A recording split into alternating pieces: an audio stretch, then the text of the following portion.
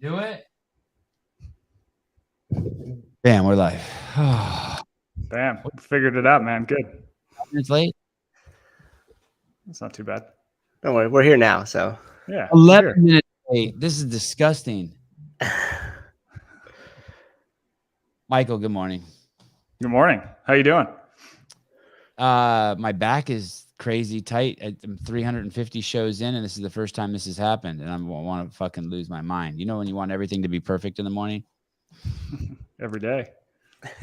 Yeah. I have I have that laptop over there that I run my whole system off of, and it just kind of sits here. Yeah. And it's doing like a 1-hour reboot or something. It says, okay, we're updating your computer. It will take 59 minutes. I'm like, what? Yeah. So I quickly grabbed this other laptop I have that's been brand new, that's never been set up. And so I was like, oh my God, I don't even have Chrome installed in it. Yeah. Well, Matthew and I were talking. It's like you get to the point where you kick the update down the road so many times that you're like 5 updates behind, and then it's like I don't even have a starting point to fix myself. So we gotta figure this out. So that's where you found yourself. I go running into the house looking for whatever, I don't know what, just now. My wife's like, can you help me? I'm like, yeah, I can tell. If you're God, you can help me. Other than that, I'm screwed. Push time back 11 minutes. There you go. Well, we're here. Hey, Michael, how old are you? I am 35 years old. 35, yeah. Mm-hmm. I started CrossFit when I was 34. When I was 34, I got kicked out of my mom's house for the last time. Oh yeah, and then you found CrossFit. How did that happen? I kind of found him at the same time. There was just some yoke dude lying about his workout, telling me he did like 100 pull-ups in a workout and just stupid shit and sprints and deadlifts. I was like, you don't have to lie. You already have a beautiful body. And then I went to the website. I'm like, oh shit. He's not lying. So what year was that? 06. Okay. When did it start? Ish. Good question. Ish, just 2000, 2001, 2002, 2003. Basically, Greg ended up having that really wealthy client who was like the guy owned one of the America Cup boats, Philippe Kahn. Billionaire dude. He patented something that was like in every cell phone for like 15 years. And Greg trained him and his family, and that guy said, hey, I'm going on the road and I need you to put this stuff up on a blog. And Greg's like, what's a blog? And he's like, well, you need a computer. And Greg's like, what's a computer? So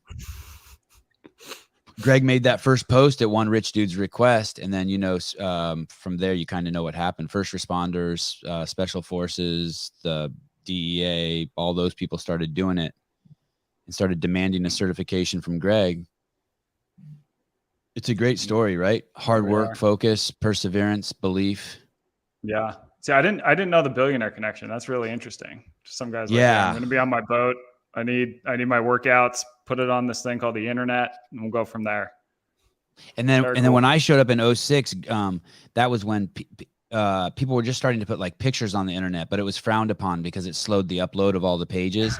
And absolutely, video was an absolute no. Yeah. Like if you just wanted if you wanted to drive traffic away, put up a big ass picture or a video. Right. But Greg didn't care. He was like, fuck it. We're doing pictures and video. And if people get driven away, we don't care. But within a year or two, it didn't matter. All the speeds and everything was working.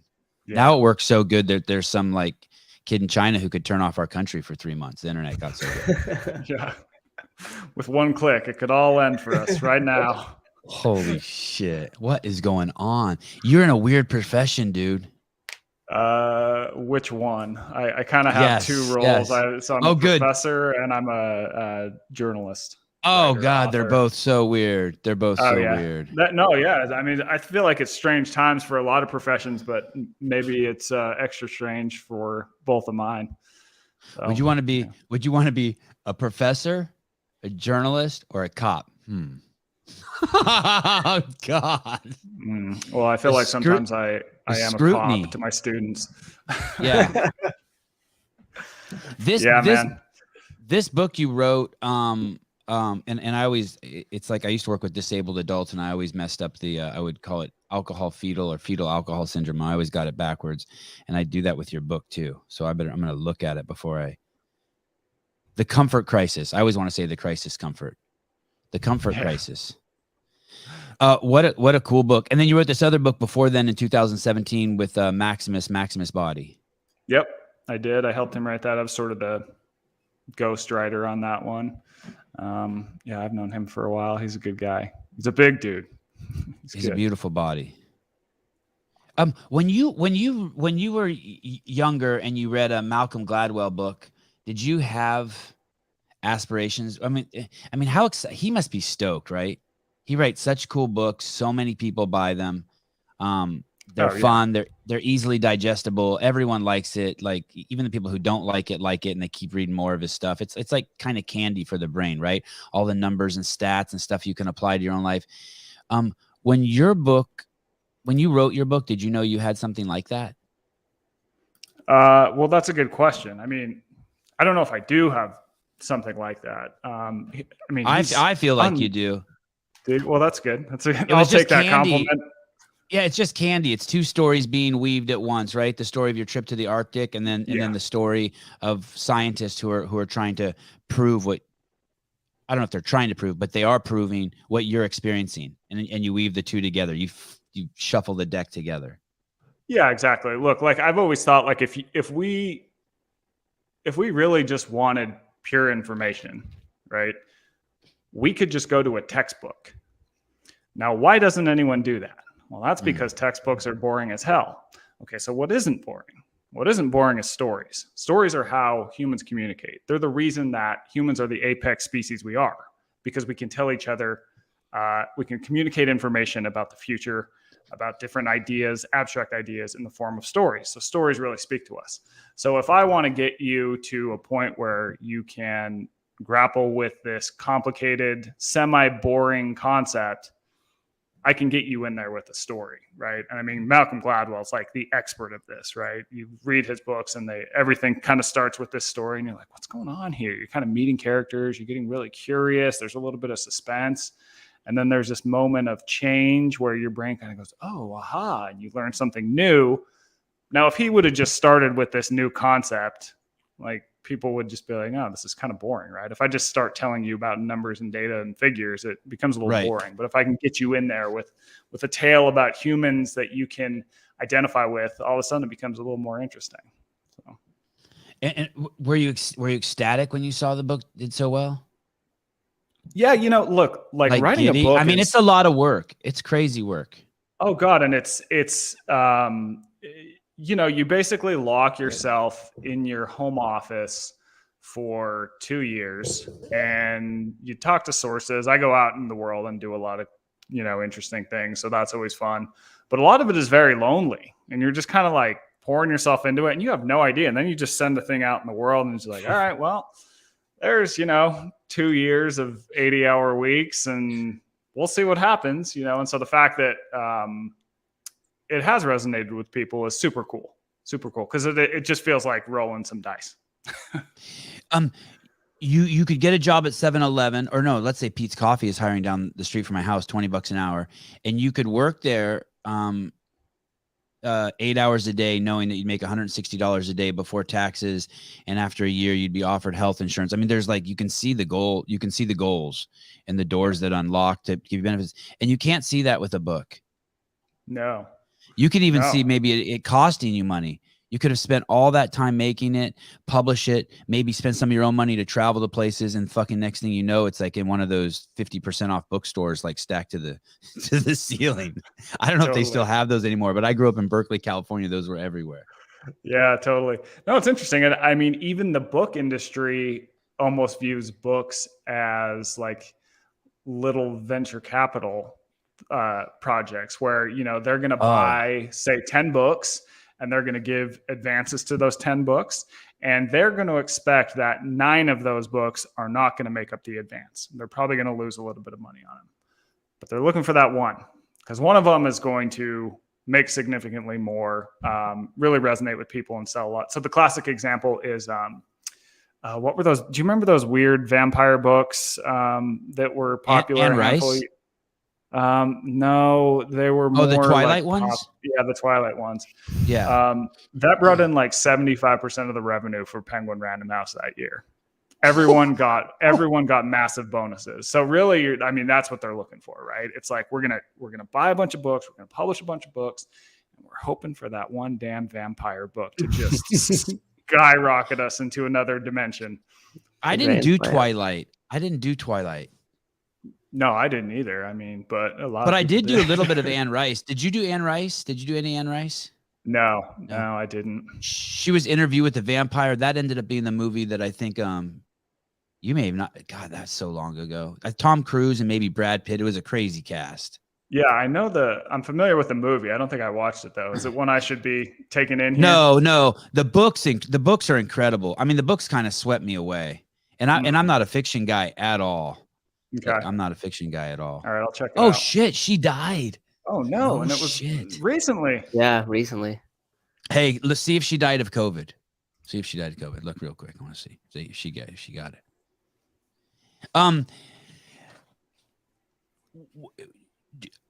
What are your thoughts about words? About words? Yeah. What do you think about words? What do you think words are? Do you think about what words are? Not often. I mean, I think about using them for a purpose, to communicate an idea, to entertain people. To give them information. Oh no. Sorry, I interrupted. To give people information. To give people information in a way that's engaging and entertaining.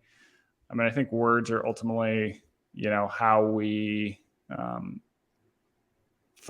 communicate so we can find reward in life, right? Some sort of meaning and communicate information.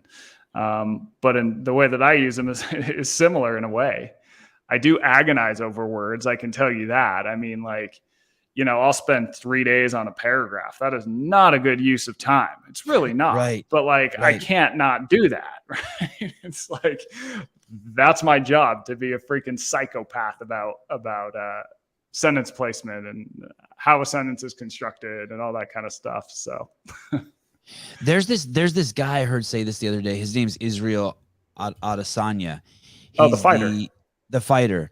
And he said that the difference between LeBron James and Michael Jordan is the way they make people feel. That's interesting. He said they're both, I'm paraphrasing. Sorry, Israel, if I'm fucking this up. But basically, they're both equally as good basketball players. But the greatest is the one that made the audience feel better.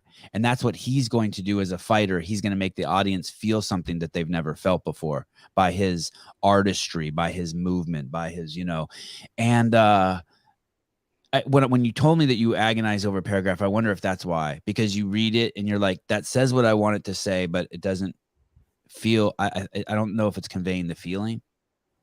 Yeah, I think that, just a single word can totally change what happens in a person's mind as they read a sentence, what they think of, how they're viewing things.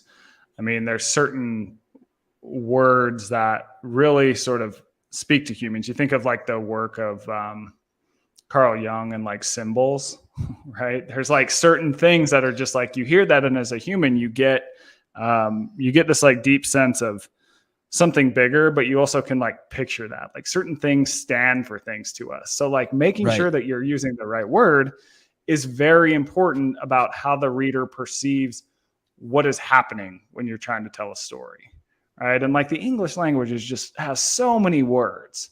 And, I tend to default to let's make this readable and simple, but at the same time, every now and then you just have to use the perfect word that might be a little more abstract for people, but they're like, oh, wow. Right. I want to get you through the words quickly. Cause that's the type of books that I have always gravitated to. If I'm struggling to read something or kind of my mind's going off in other places, I'm out. I'm out. But books that I can just cruise through, what is it about them? And I think it's an ease of readability. I think there's a fact that there's a story where you want to know something happening in the future. You're also picking up new information. And so my goal is to just try and do that, basically. digestible.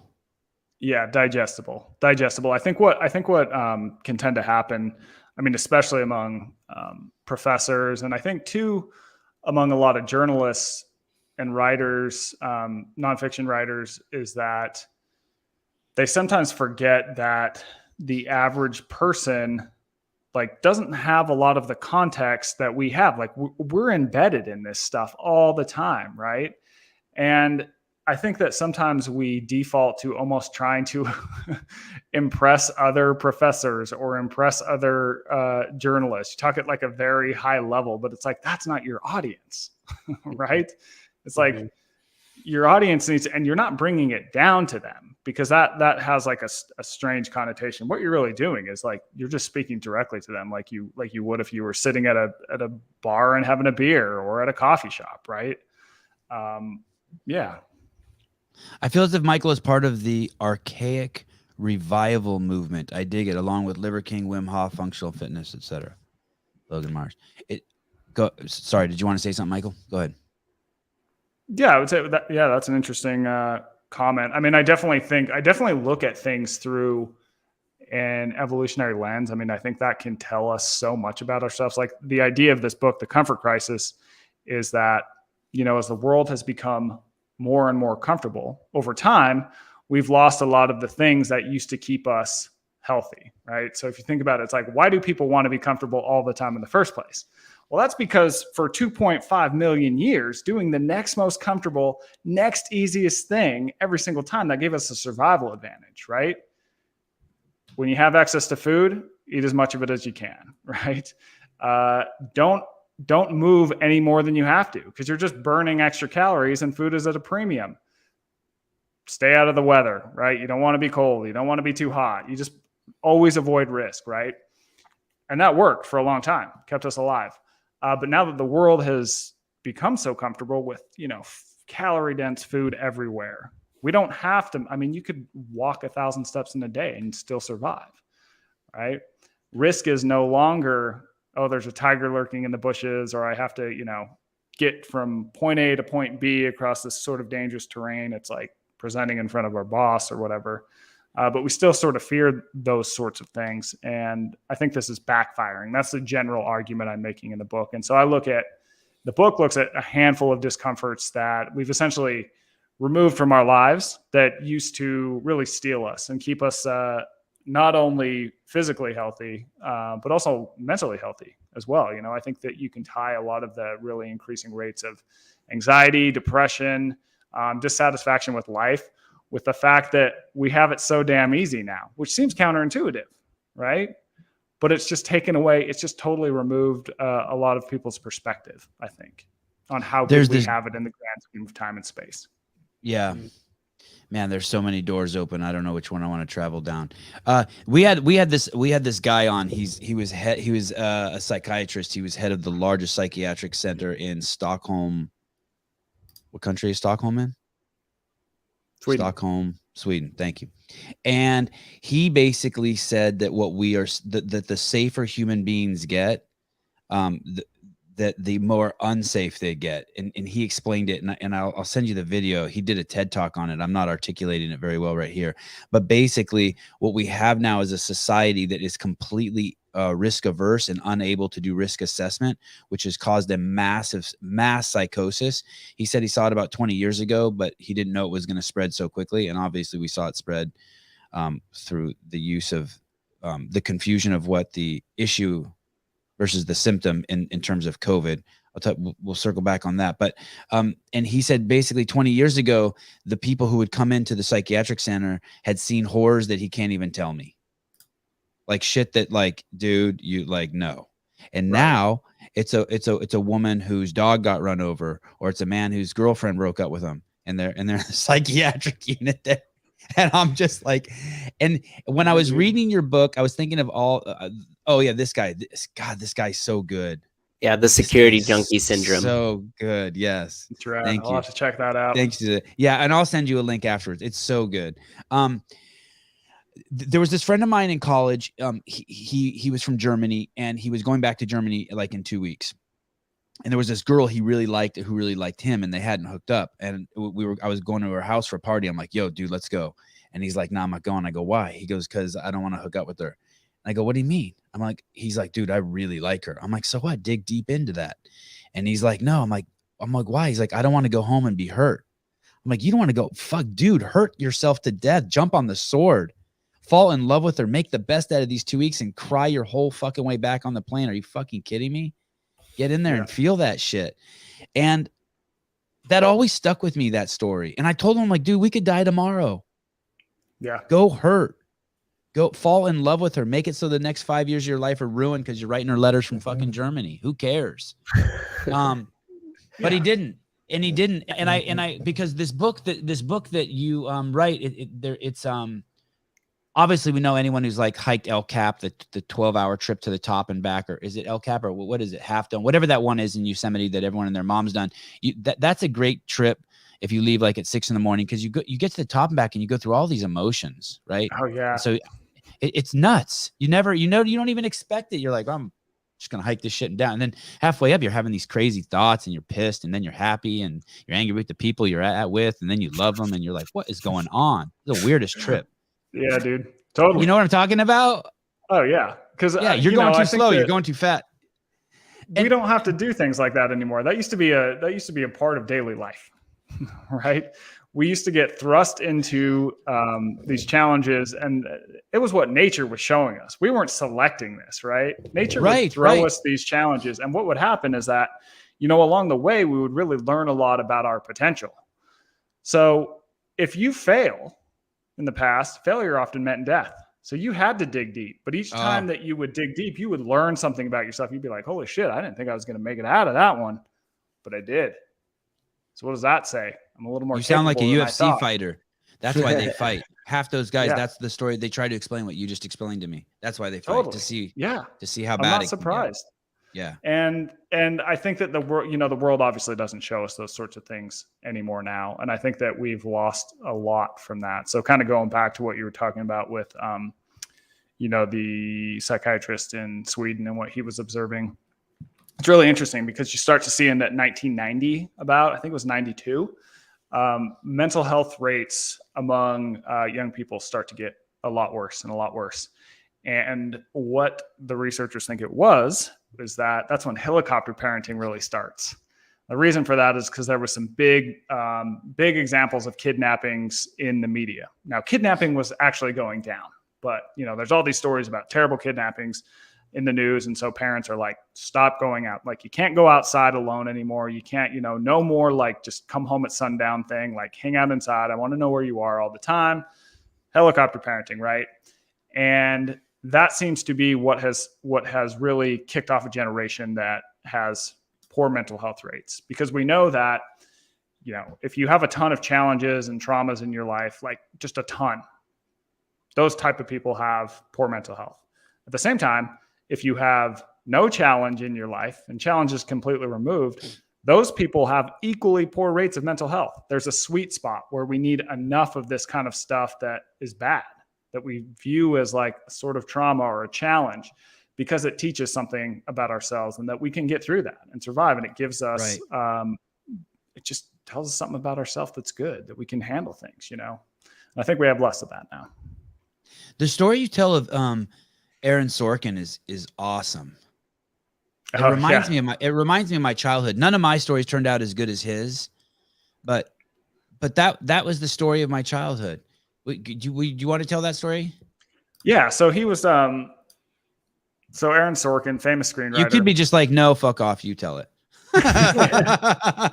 Yeah, I can try. If I get some of the details wrong, I just read it yesterday. So if you fuck it up, I'll tell you what you actually wrote. Yeah, it's going to be fresher. It's going to be fresher for you. So basically, he lives in New York City. I don't know what he was doing with his life at the time, but he's young, and he lived in this apartment with some people. And he gets home one night and no one's there. It's kind of a terrible night in New York City. No one was going out on the town. There was nothing to do. The radio was broken. The TV was broken. The only damn thing in that apartment was a keyboard, typewriter. So he goes, well, there's nothing else to do. I'm bored out of my mind. I might as well just sit down and, start writing something. And he starts writing, and he hasn't stopped from that. That's what really kicked off his career as a screenwriter. He decided he's going to start writing, screenplays for plays and TV and movies and all that sort of thing. And I think the lesson from that is that he had to face boredom, right? It's like there's nothing to do. He doesn't have any digital media that he can just lean into reflexively. Now, he says if the TV was working, I would have sat down and just watched TV. Like, that's the easy thing to do, right? So in the book, I use that anecdote in a place where I talk about why boredom is actually a good thing. So the human brain evolved to be bored because it used to tell us that whatever we're doing with our time, the return on our time invested had worn thin. So let's pretend you and I are out hunting and gathering, right? We're sitting on this hill. We're like waiting for these animals to come through. Nothing's happening, but we need food tonight, right? So if we don't get food, we're going to starve. So boredom would kick in. It's this discomfort that's like, we got to go do something else, right? Like, I'm getting sick of this. I don't like this. Go do something else. So we'd go pick potatoes or pick berries or whatever it might be, right? So boredom used to tell us to do something. And in the past, that something used to be more productive. But nowadays, when we feel boredom, what do? Pick up our phone. Right? We have a million really easy escapes from boredom. So the average person today, the data on this is crazy. And it keeps rising. Like it's even a higher number than since I published the book, which was in May. The average person spends 12 hours engaged with digital media. And that's from all formats. That's from cell phones, TV, computers, all that kind of stuff. So I'm not saying at all that these things are inherently bad at all. I think there's a lot of great stuff online and whatever. But I'm saying that maybe 12 hours a day is quite a bit, right? We've essentially killed boredom, and we know that boredom has a lot of pretty solid benefits. So it's associated with reductions in anxiety and depression, and it's also associated with increases in creativity. There's these really badass studies where the researchers will take two groups of people and they'll let one group do whatever they want to do. They'll just sit in a room and like be on their cell phone. Then they'll take another group and they'll bore the hell out of these people. And the bored group always comes up with better answers on a creativity test. Like they just smoke the group that was not bored. It's because boredom gives your mind some time to rest, to wander, and that seems to lead to good ideas. It's one of the reasons why people tend to have their best ideas in the shower, right? You're not doing anything. Your mind's just off and wandering, and it's like the solution appears to what you were looking for. Yeah. Or, and I'm sure you're going to agree with this, cardiovascular activity. Go on the air runner in your garage and just walk backwards on the air runner. Mm-hmm. Oh, totally. Watch that creative monster start up. There's a story about a kid. He would get home from school at 2:00 and his friends didn't get home from school until 3:00. So he'd go out in the front yard with his BMX bike and ride in circles until his friends came home, and then they would all ride bikes together. But since he had an hour of free time where he was bored every day, the first day he learned how to ride because no one was there with him, how to ride with no hands. The second day he learned how to do wheelies. The third day he learned how to do bunny hops. Flash forward 10 years and he's the greatest bike rider in the world because he was bored waiting around for his friends for an hour. I made that whole story up, but I thought of that story. That's not a true story, but that is how boredom works. And I see that with my kids. My kids, I don't let my kids watch TV except on Friday nights and Saturday after the sun goes down. And so like my 7-year-old plays the guitar every day. He got a guitar.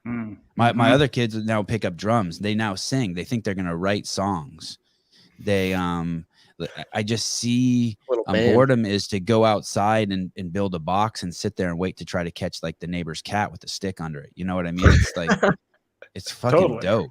Yeah. It's so totally. And you got to be careful, especially with boys. They'll do some fucked up shit. You can't leave them alone too long. You got to kind of have one eye on them. Yeah. And I think that's, but that's how kids learn about themselves. And, they become more resilient by going outside and doing stuff like that. It's like when I was a kid, we were allowed to go outside like all day. And so what would I do? It's like you go to the playground, you fall, you hit your head. It's like, oh, I learned don't do that. You know, you're having interactions with other kids. You call some kid a shithead, he hits you in the head, then the face, and you're like, oh, I guess I got to be nice to people now, right? Now all these like interactions are happening indoors, and a lot of times behind screens, like on social media. It's like, it's no wonder kids' mental health is not doing well right now. It's like, I have a kid in one of my class. I have a class, and I write about this in the book. It's this big class of like 150 kids. It's a media fundamentals class. So we just kind of go over like all these different types of media and kind of history. Are you teaching that class right now? I am. Yep. Okay. Sorry. Go ahead. And I always poll them at the start of the semester, and I say, who thinks they have the most screen time in this class? And, you know, a bunch of people will raise their hand. I'm like, all right, everyone raise your hand. You know, if you have 8 hours, keep your hand up. If you have 9 hours, keep your hand up. If you have 10 hours, keep your hand up. Yo, I had a kid last semester who had 16 hours a day on his phone. 16. That is literally all your waking hours. Does that include like listening to books and like talking on the phone and everything? So here's the thing: is I go, dude, like, how is it possible that you're spending? That is true. How is it possible? Yeah. So he just goes, TikTok, man. Just like, oh my God, like he just is in a vortex of TikTok all day. There's this story I read in Smithsonian many years ago. I've told the story 50 times on my podcast. But if you are not using your phone like this, then you, in all kindness, you're a fucking moron. So everyone who's listening to this, listen to this. I'm going to tell you something very, very fucking true right now. This Harvard professor was an entomologist. He was an artist, and he was a fucking long distance runner. He would go up to his fucking cabin, and he only had one bowl there and one spoon. He would cook his food in the bowl with that spoon, eat it out of the bowl and spoon it did, and then he would go on his run. He would run 6 miles with his book. Then he would stop at the pile of shit that he had planted the day before, where, like some mashed up bananas with poop, and they would attract a certain kind of bug. He would study the bugs. He would draw the bugs. Then he would run to the next check stop 6 miles away. He would look at the next pile of fucking concoction he made to attract a different kind of insect at a different elevation, at a different temperature. He would draw those bugs. He would study their behaviors, and he would go to the next, and he would come home and he'd go to sleep. If you are not using social media like that, you are a fucking idiot. If you're browsing pussy on the internet, you are a moron, and you will never get ahead. You will never be on my level. I never, ever use Instagram except to fucking troll people like Michael Easter and get these motherfuckers on my podcast. That's it. Exactly. That is, see, so that's a good point. I don't look at pussy on the internet. We had Elliot Hustle on yesterday. You make yourself great. Sorry for the women who are listening. Maybe it's the same for you too. But if you're a man, make yourself great and you attract the pussy. We had Nick Rodriguez on here from the B team. He said the same thing. I said, how do you stay not getting distracted by women? Well, I don't chase women. Look at me. I can't look at me. I screwed that up, guys. I'm so lucky. I would have been in your exact position. I'm 49 now. I didn't have to worry about that. I spent my whole youth chasing pussy. It was a fucking mistake. I mean, I don't know if it's a mistake. It's fun. Girls are great. I love girls. I had so much heartbreak, and it's made me emotionally the strongest human being in the world. But,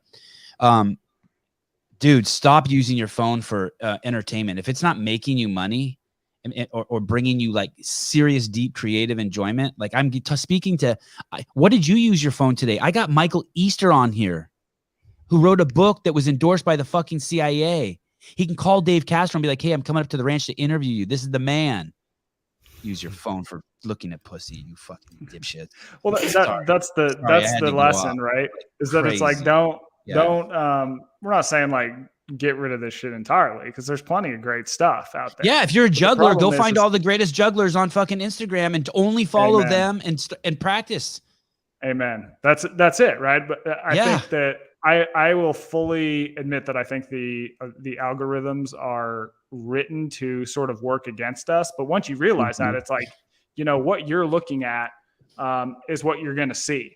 So here's an example. When I was working at Men's Health Magazine, helping run the website, we used to get these complaints from people. They'd fucking write in and they'd be like, when I'm on Facebook, all you guys ever publish anymore is sex stories. We go, well, guess what, bud? That's because that's all you click. So that's what the algorithm sends you. Look at mine. It's just all buff dudes and pussy. Oh, and a dwarf. Yeah. You got a watch there too. Okay. It looks similar to mine with the watches and the fitness stuff. Yeah, man. We align there. Yeah. I think some of those stuff on the explore page too is also just based off like what if you selected male or female when you went in there, because I know that the longer I stay off the explore page or the more I'm off my phone, if I go to the explore page, the more of women and different things like that it'll attract me down the rabbit hole will show up too. The more I'm on it, almost the less of it goes. Maybe it's because when I'm feeding the algorithm with my clicks, but it knows how to get you in the trap. Oh yeah. There's people who sit there's MIT grads who sit around a room for 8 hours a day thinking of how do we get these morons to click. I'm one of those morons. It works on me a lot of the time. Like we don't. When did you get your first phone, Michael? When did you get your first phone? Oh, I would have been sometime in high school, I think. Interesting. You know, one of the basic text phones. That's one of those things I always want to go back to a dumb phone. And then something happens where like I get lost and I need Google Maps and it's just like, oh, damn, I'm going to be tied to this thing. But dude, this thing is so fucking beautiful. It is. They do a nice job. They do a really nice job. Look at it. It's like a little. This is a sin. This is a sin. I know. But I do it, but it's a sin. I know. I feel bad about it too. The case. It would be like putting a bag on Angelina Jolie's face when you humped her. You'd go to hell for that. Oh man. There's this saying that I talk about a lot on this show. I'm going back to what words mean, and it is naming is the origin of all particular things. It's in this Tao Te Ching. This is the Stephen Mitchell translation, the pocket edition. And as I've gotten, I always suspected that it was beyond true, that words were magical, that you could literally like point at a woman's purse and say it's a chainsaw and a bunch of people would believe it. Like you can really fuck with people with words. And you can also do it with concepts and with theories. An example would be the media keeps saying we have a homeless problem. And what that does is that points everyone to the fact that we have a homeless problem, but that's not the problem we have. We have a drug problem, and the manifestation of it is a homeless problem. And so then if you address homelessness, there'll never be a cure. You'll never. Yeah. It's the same thing with chronic disease. There's some people who there's still a lot of people on the planet who think we have a problem with a virus, but that's absolutely not the problem at all. We have a problem. We have a lifestyle problem. We know that because kids aren't dying. I mean, I don't know if you saw this morning, the CDC retracted 25% of childhood deaths. There were no childhood deaths anyway from it, but without explanation, they cut the number of childhood deaths. What'd you say? It was a code error. They entered coding error. I mean, right. But what's weird is anyone can see the truth, but you have to be so careful with words. You have to be like, okay, what does homeless mean? By the way, that's a great misogi, by the way. I was homeless for 2 years, and then I lived in a car for 5 years. I don't know if we'll get to that in this article, but I wanted to share that with you. If you want to do a crazy misogi, there's also a movie called Craigslist Joe. Do you know that movie? I've heard the name. I haven't seen it, though. It's basically a guy who just lives off of like Craigslist. Like, so he calls someone who's going to stay with you and I'll wash your dishes. And then he just, with no money, he just does the Craigslist thing for. That's great. Dude, I love that. It's a brilliant misogi. And then the ultimate misogi, by the way, I know I'm all over the place, is stillness. If you really, really want to try it's Vipassana. Like, unfortunately, Vipassana requires a vaccination now, but Vipassana is like in my opinion, is the, and you touch on that in your book. Loneliness and boredom is the place to enter. Right. And I think that, it's interesting because, one thing that I opened a ton of doors there. Sorry. There's a lot of doors. We'll pick one. Pick a door, any door. So like I know a lot of people who, could run 100 miles right now, and they're tough shit. Crazy. They couldn't sit they couldn't sit inside a room with their own thoughts for 10 minutes. So that tells me there's a little bit of an imbalance there, right? It's like, what the hell are you running from, man? Right. So I think that one thing that I've tried to talk to people when I talk about this book is I think people hear discomfort and they go, oh, and they associate it immediately with like, oh, a hard workout. And then I went in an ice bath and then I did a sauna and it was really hot. It's like, we're talking about a lot more things than that. You know, I'm not saying like, obviously that stuff is great, but we need to like uncover like all the different layers that we can get here, because I think that's what ultimately is going to like round out a person and open some doors that maybe they don't want to open, but that are going to lead to a bigger benefit for people, you know? Yeah. Go tell your wife of 20 years that in the beginning of the relationship, you cheated on her for 3 months. What's harder, doing that? Yeah, we're going for a long running run. 100 miles. You want some discomfort? Yeah, Holy dude. shit. Yeah. Holy so it's shit. There's levels to this shit. There's definitely a lot of levels, you know. It's like there's so many things that, you know, I think that we're always going to want to do the next most comfortable, easiest thing.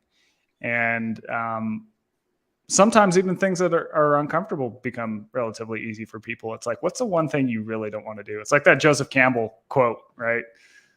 The cave you fear holds the treasure you seek. I mean, I think that's like so true across life. You know, it's like, what's the one thing that you're just like, I don't want to do that. That tells me you should probably be doing that. Hey, I have a bad back, like a really bad back. Like when I wake up in the morning, like I have to lean against the wall to take a piss. Like I can't even touch my knees. Yeah, it's so bad. I'm stuck. Right. And then I take a really hot shower. I have a cup of coffee and I'm good to go. I can touch, like you know what I mean? Like I can touch my toes. I can run and deadlift and do everything. But I've had 20, you know, like I could call Kelly Starrett at any time I wanted. I have 20 of the fucking best body movers, healers in the world have been on my podcast, and they all offer me afterwards when we get up there, here's my phone number. Call me. We'll fix your back. Nah, I'm good. I'm attached to this shit. Like, how come I haven't called them? Like, I don't know. I kind of like it. Maybe you like the process of like, there's a rebirth there every morning, man. It's just like I'm a moron. I'm a moron. Yeah. It's like you get 30, sounds like you get 30 years younger every morning after you have your cup of coffee. It's just like, dude, it's crazy. It's crazy. That is pretty wild. Did you have any injuries sustained from that trip in the Arctic? Michael Easter went to the Arctic for a month, 30 days, correct? Yep. For 30 days. Into no man's land, into a place where maybe other humans had never been. Yeah, it's very possible because you get dropped off by a plane, like this, you know, plane that is the size of like a Snickers bar, basically. The description of the plane is dope in the book. How you keep referring to the wings as a different kind of duct tape. Oh, dude, they are. Like you walk. It's basically a frame, like a light metal frame that's wrapped in. There's a technical term for it, but it is effectively duct tape. It's like this tape that they wrap around it. You go push it. It goes in. I mean, it is like plasticky fabric. What's the name of the plane? Sousa will pull it up. Yeah, it's a Super Cub, I think is what they're called, a PA-12 Super Cub. So there's this run of them. Yeah, there's this run of them made in I think mostly the 40s, and now they're still just like coveted. So the one that we were in had been crashed a couple times, but they always rebuild them because they're just great. Yeah, you were in that one that was rebuilt like to 185 horsepowers and. Yeah. Okay, so that wing that's like just a frame with some material pulled over it tight. Yeah. Yep. Oh man, I don't like that plane with the word Garth written on it. Yeah, dude. And the great thing too is that, I mean, being a pilot for one of those planes, it selects for a certain type of person, right? Yeah, like you did meth in your youth and you need to get away. Yeah, it's totally. I mean, there's a lot of people in Alaska are going up there to kind of escape from something, and so you get kind of these pilots that are like, they're interesting characters, and they're people you're like, you know, if I don't know if I would necessarily trust you with my life, but I got no other option to get out there, so right. Please try to be responsible this ride. You know, it's definitely a job that doesn't have, it has a lower life expectancy, I would say, than a lot of other jobs. So those dudes probably don't even have insurance, huh? Those guys don't have insurance for that shit. Oh yeah, who the hell knows? I don't know. We had a pretty damn good pilot, and so definitely props to him. But yeah, there's I've heard some stories that didn't make me feel great to get in that plane. That's for sure. So you get up there, and I wanted to. Did you sustain any injury? Like, do you have any kinks in your back from sleeping and just still? Do you have any wounds from that trip that are still with you? Okay, so no, but going in, what my main concern was rolling ankles, because I've had just terrible ankles all my life. Like, and you talked about that in the book. Yeah, played a lot of basketball as a kid, and just like I used to go out trail running in the desert, and I would routinely roll an ankle, you know. And I'm thinking, okay, if I'm out there and I get like a bad one, that could be pretty bad. I mean, if we're like 12 miles out from camp and it's getting dark, I mean, the temperatures drop, you know, below zero. You're totally exposed. Weather can get gnarly. I mean, it could literally be a life-threatening situation to roll an ankle. So I had to do a ton of work to just get those things as stiff as possible and, you know, ready for action. And it took a while, but I got out there and nothing rolled, thank God. And yeah, haven't had one since. I was working with a dude named Doug Kachigian, who is out of New York City. He's got a place called Resilient PT Performance. He's a brilliant dude. He was an SF guy. He was a Air Force pararescue guy. So he's got a really wicked background. It was fun work. I followed him after I heard about him in your book because he's Armenian and I'm Armenian racist. Oh, right on. And I choose people. I fit in because I choose things and people by their race. That's the way to do it these days. And he's quite the guy. He's a baller. I mean, he rolls with some cool cats. Oh, and he followed me back. And he followed me back, which was kind of crazy. Yeah, shout out to him. I mean, he went to Columbia. I guess he talks funny, right? He talks like my dad. He talks like an Armenian dude. Like he got an Armenian accent and shit. Yeah, right? a little bit. Yeah. It's okay. I can say that. You can't say that, but I could say it. He talks funny. He sounds like my dad. He got his doctorate at Columbia, I think, when he was in the Air Force, and then moved out of the Air Force and now has this facility where he works with people. So yeah, he's the man. I really like, I mean, he's kind of like in the model of a K-Star type, where he's really molding sort of the mobility and the PT with the traditional workout, you know? So he's definitely the man. And he works in Hollywood a lot? He does not. He does a lot of his stuff out of the East Coast. He's got a facility. I think they have 3 facilities. It's like him and 2 other guys. It's him. Maybe I'm confusing him with someone else. You might be. I don't know. Yeah, he's got a facility in New York City, 1 in Connecticut, and 1 in New Jersey.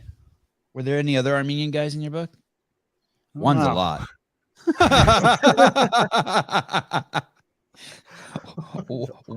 One is not a lot.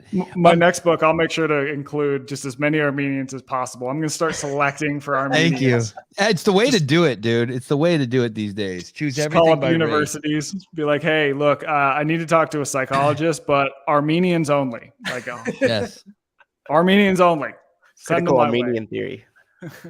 There was another guy in your book that I wanted to that I got interested in, but then I found out he trains with the Azerbaijani wrestling team. I think a big old buff white dude, Chazzy. Yeah, Kashi. Yeah, I really wanted to like him, but he trains Azerbaijan. They're in Armenia are at war, so I had to cross him off the list. No, don't. I'm like a podcast slut. I just look for people. Yeah. He'd be a good guy to talk to. That guy is, I mean, he's beyond brilliant. You know, because of my job, I talk to a lot of really smart people. You know, Nobel Prize winners, all that kind of stuff, all kinds of crazy scientists. And that dude is like probably the most intellectually impressive person I've ever talked to. And he's like 29 years old, and it just fucking frustrates the hell out of me. But he's a trip to talk to. He's a good dude. Can you understand him when he talks? You know, some smart people, they're just like when I have I don't know if you know, do you know who the carnivore MD is? Paul Saladino. Yeah, I was on his podcast. He's a good dude. Okay. Yeah. But when I have him on, I got to like really slow him down. I can't let him just start using words like oscillates and like, yo, dude, chill. You're too far ahead of the pack. Just say like plastic. Yeah. Exactly.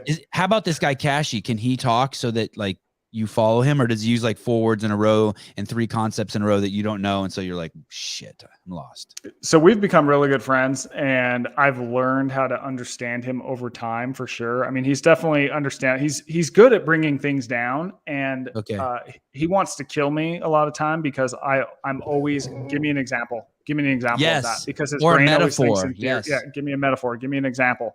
And so he's gotten pretty good at that over time. So yeah, I just actually spent a couple of days at his house in Austin, February, so last month. And I mean, we just sit and talk for like hours and hours and hours. And his wife is like, thank God he has someone to talk to about his, big ideas, because I'm sick of listening to him. So yeah, it's a good time. Greg Glassman was like that. Mm-hmm. He would just be sharing ideas. I hung out with him so much over 15 years, and just hours and hours of sharing these ideas. And really, I wanted to hear them all, but I just couldn't. I would get like, and I have tremendous focus, but I would just get burnout. I would just be like, just like, I need a drink.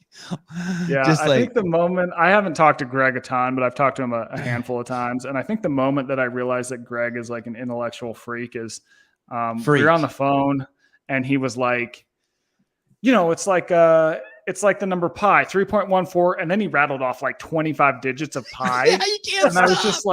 I was just like, in that moment, I'm just like, what is happening? Like, this dude is on another level. He's definitely got a lot going on inside that head. And he's a brilliant dude, man. You've dabbled with Are you a regular CrossFitter? No, but I've like covered the sport. I mean, I've, did a story on Dave, did a story on Greg. So I spent some time and, familiar enough. So. And why don't you spend more time doing it? You don't like it? I've done stuff off the website. But basically I've just always had access to either a gym when I was working at the magazine. They had a pretty swagged out gym, or I had my garage. So I would do the programming. I just haven't gone to. Oh, right. Yeah. That's like me too. Box. Yeah. That's me too. Yeah. That's me too. I do like CrossFit light, but I try to do it like, did you work out multiple times a day? I try to do it like 3 times a day. You do CrossFit light 3 times a day? Yeah, you know what I mean? Like go in the garage, ride the assault bike for 10 minutes while I watch a Michael Easter interview, then do 50 burpees as fast as I can, done. Yeah. You know what I mean? Like, just want that, okay, I got 20, then I stretch for 5-10 minutes, and then later on in the afternoon, do another 20 minutes something, and then at night at 10 o'clock at night, do another. But the whole time, like I said, multitasking, got to have Michael Easter book or something going. Yeah, no, that's cool. Do you work out multiple times a day? Not multiple times. I'll usually do an hour a day, usually at the end of the day. I was doing it in the morning, and I found that it was kind of taking my writing time is in the morning. So I experimented. I was like, oh, I'll work out from like 8 to 9 a.m. It's like, no, I still got some good energy for the writing left by 8. And I found that it was impeding on that. So I'm usually working out like, right before dinner. I'll get an hour and a half in. Yeah. And then usually Sunday I'm like right on the edge of the desert in Vegas, like amazing trail network, Red Rock, cacti. I mean, it's just unbelievably beautiful. So every Sunday I'll usually do a long-ish run for me. So what's the most common reptile you see? A lot of lizards. I've run into some snakes. You'll see a lot of jackrabbits out there. I'll take my dog, and he's a bird dog, so he'll just like hunt anything. And he just loses his mind out there. That's the best for him, because it's like this mental stimulation too, of trying to figure out like where the animals are, chasing them down. So yeah, it's pretty rad. Jackrabbits, that's the Bugs Bunny one. They're the ones that sit upright. They can be really tall, right? And they got those tall ears. Yeah, they're just goofy animals. Yeah, they're cool though. I think I've only seen one in the wild ever, and it was in Joshua Tree, and I was kind of blown away because it looks nothing like your bunny rabbit. No, they're huge, man. They're super tall, and they're awkward. The way they kind of like lumber is just very strange, but they're super cool to see. You'll sometimes see bighorn sheep out there, which those are some badass animals, because just you can age them based on how their horns are. Their horns don't, unlike say deer and elk, which have antlers that fall off every year. sheep, their horns grow like throughout their life. So you can figure out, if you can get a good look at them, you can figure out how old they are, because there's a ring for every year. And they're also just the most wicked climbers ever. Like those things can just pop up the face of a mountain in like 2 seconds flat. So it's always fun to go out there because you see things like that. I go out there with my dog and you are immediately reminded that humans on the grand scheme of things, we're just pathetically athletic. Like we're just not good at athletic things. Right. One of the things you talk about in your book, which was fascinating to me, is, and I'm paraphrasing, but you have these animals that can do these amazing things like, monkeys and orangutans and gorillas. But then one of the things you talk about that we can do that they can't do is carry weight on the side. Like we can pick up a 75-pound dumbbell and carry it, 100 yards. And I was like, wow, I never even thought of that. Yeah. We're the only, so we're good. We're basically good at two things as animals in the animal kingdom. Running long distances slowly. So we're pretty wicked endurance athletes. That only really applies. We're only the best if it's hot outside. Okay. So we're really good at cooling ourselves. We sweat. We can breathe in such a way that keeps ourselves cool. When it gets cold out, then all of a sudden sled dogs are by far the most elite endurance athletes on the planet. Like they're unbelievable animals. You think they run 4-minute miles for about 100 miles a day for weeks at a time. Okay. Wow. Yeah. Wow. Crazy. And there's actually, I think DARPA. But they can't do that. They can't do that at 75 degrees.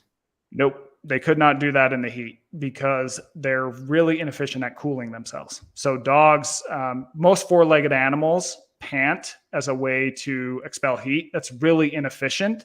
So when it gets hot, the reason why we evolved to sort of run slowly but surely in the first place is we would persistent hunt as we evolved.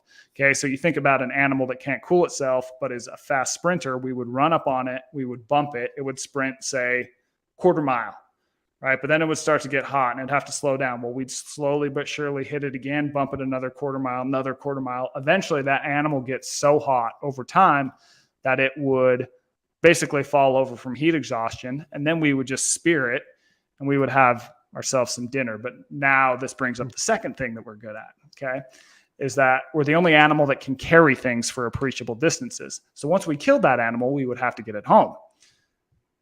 We're the only animal that can pick stuff up and hoof the weight across ground, right? No other animal can do CrossFit, that. carry large loads. Carry loads. Quickly. And people will point out, like I'll always have people go, well, horses and donkeys can carry stuff. It goes, yes, but not on their own. We have to put the weight on them, right? So there's a difference there. So this gave us a lot of different adaptations. It's like, it kind of explains why we have relatively shorter trunks. It explains why we have such relatively strong grips compared to a lot of animals. Like we have a wicked strong middle finger. We have all these amazing adaptations that allow us to carry. And so as part of the book, I talk about.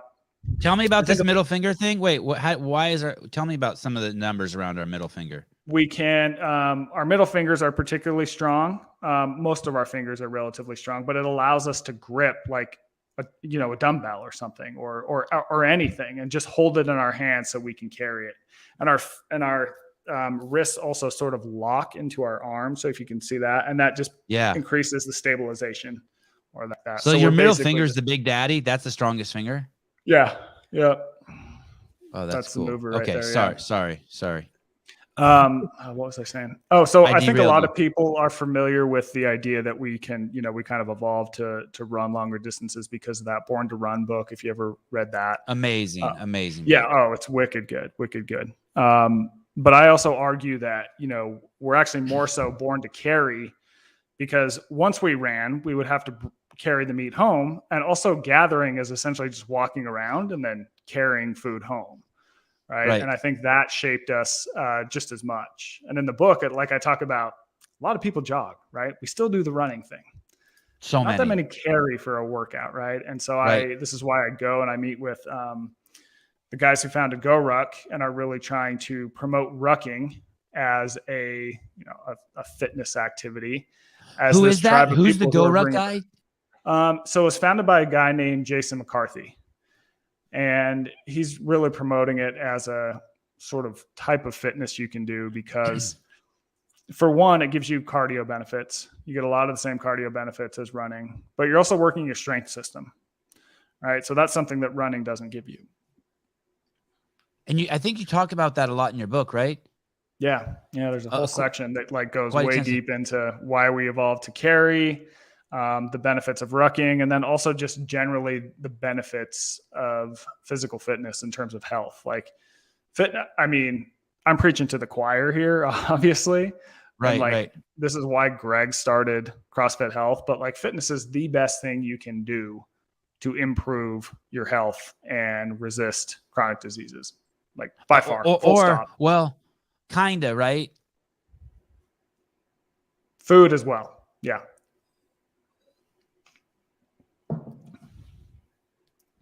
Did we lose him?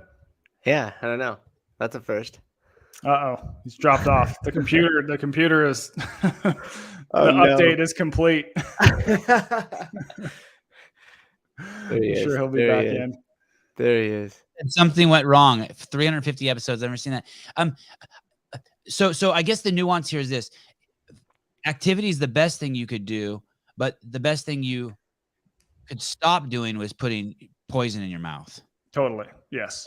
Okay. Because I've heard him stand up in front of crowds and be like, "Hey, I'm the fitness guy, and I want to tell you can exercise away a bad diet. You cannot. You will get to the 95 line if you stop eating added sugar and refined carbohydrates." Yeah, that's totally true. Right. So okay. So sorry. You were talking about rucking and Jason McCarthy before I rudely jumped out. Oh, no worries. Yeah, I mean, I think that's it. Just the book that, we get into the history of carrying, why we are so uniquely adapted to carry as a species, what it does for us, and then a lot of the benefits of fitness. And I get into nutrition in the book as well. Some of those ideas from Trevor, the brilliant madman down in Texas. All of these things we're talking about, Michael goes deep into in the Comfort Crisis. All of these ideas, all of this stuff. This book is so dense. Literally, you could pick it up and turn to any chapter and just start reading too, and you won't even feel like you missed out. Like it's and I highly recommend the audiobook. That's you, right? Yeah, it was me. It was me. It's that great. Was a fun experience.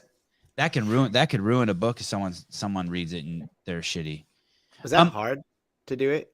Sorry. Way harder than I thought, man. Like way harder. It seems hard.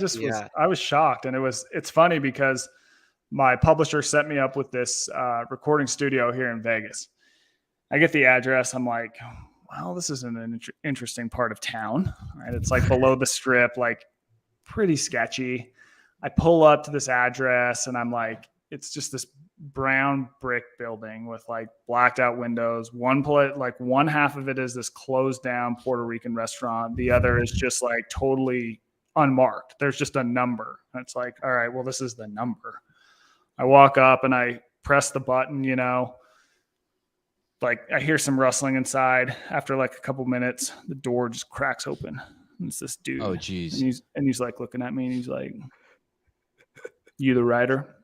I'm like, yeah, I'm the writer. He goes, "I get the fuck in here." So I go in. He literally says it like that? Yeah. And I'm like, this is the sketchiest shit like ever. I get in and it opens to this room where there are platinum albums all over the wall. Like 5 Kenny Chesney platinum albums, the College Dropout platinum album, like a Mobb Deep platinum album, all these platinum albums. And I'm like, were all these recorded here? And he goes, yeah. I go, oh man, that's crazy. I didn't even know that this place was here. And he just looks at me and goes, that's the fucking point. Oh, wow. Wow. Yeah, it was awesome. That's awesome. But we ended up becoming good friends. What's going on here? What is this bullshit? This bullshit? No. You were gone for 2 seconds and they jumped ship. I imagine. Go ahead, Sevan. Sorry, Matt. Are you an asshole if you get a husky in the desert? Going back to what you were saying before, these dogs are made to run in the snow 100 miles a day for a month straight. And like when I see these guys at the beach with their husky in Santa Cruz, should I just be like, "You're a piece of shit"? Well, I mean, they definitely shouldn't be out in the summer. That's for sure. Like, I don't take my dog out from like June to August. Like, do you have a husky? No, I have a German short hair pointer, but like, oh yeah, that's a good hot weather dog, right? Yeah, but like running when it's over 100 out, like no way, dogs can't do that. They're just not. They just can't. They're not physically adapted for it. It's like asking a human to try and move 1,000 pounds or something.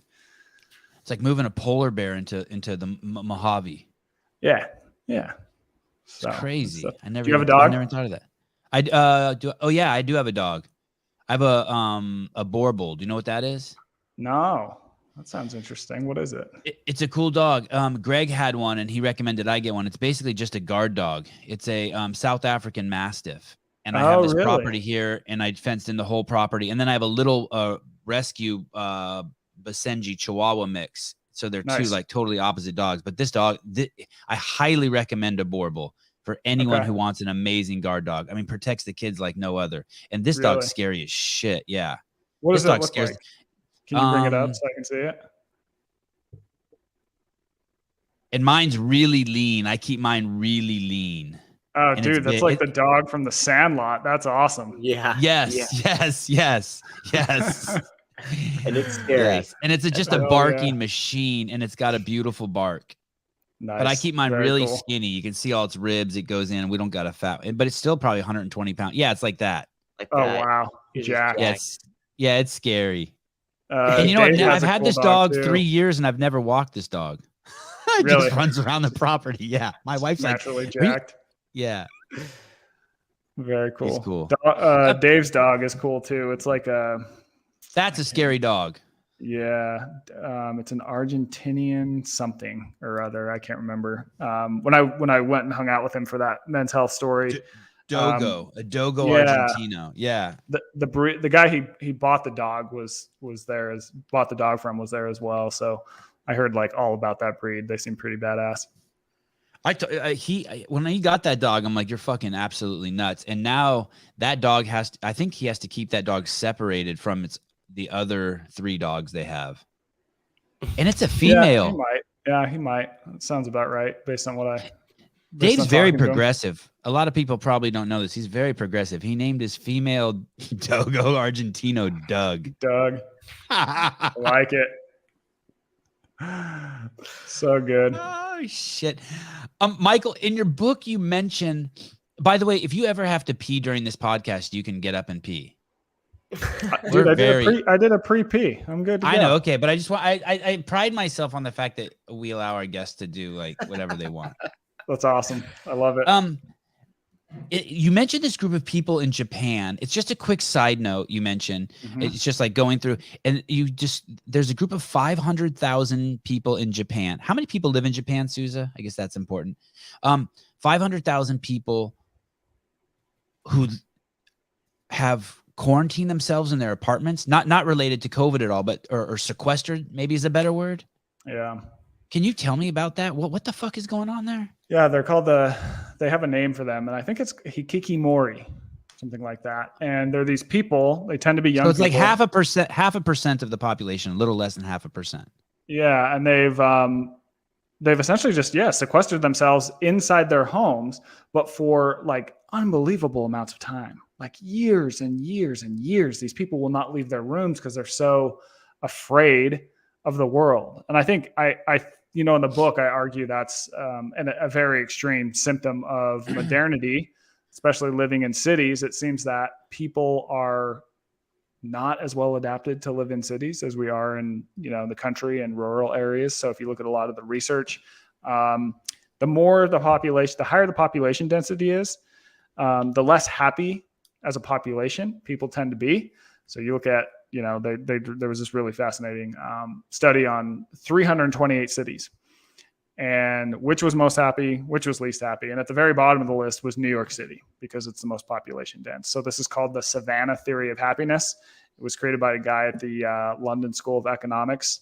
And basically says that, the more population dense the place you are, probably the less happy you're going to be. We just don't do as well in cities. I don't know if you've, I lived in New York City for a little while. That place drove me nuts. I mean, there's a small population of people that do seem to do well in cities, but they're rare. They're the exception rather than the rule. I used to go there a lot. I would go there. I've probably been there, I don't know, 50 times for a week at a time. And of course, when I visited it, I absolutely loved it. I thought it was the fucking coolest place ever. I really do need to be alone a lot, though. Like, being alone is very, very, very, very important to me.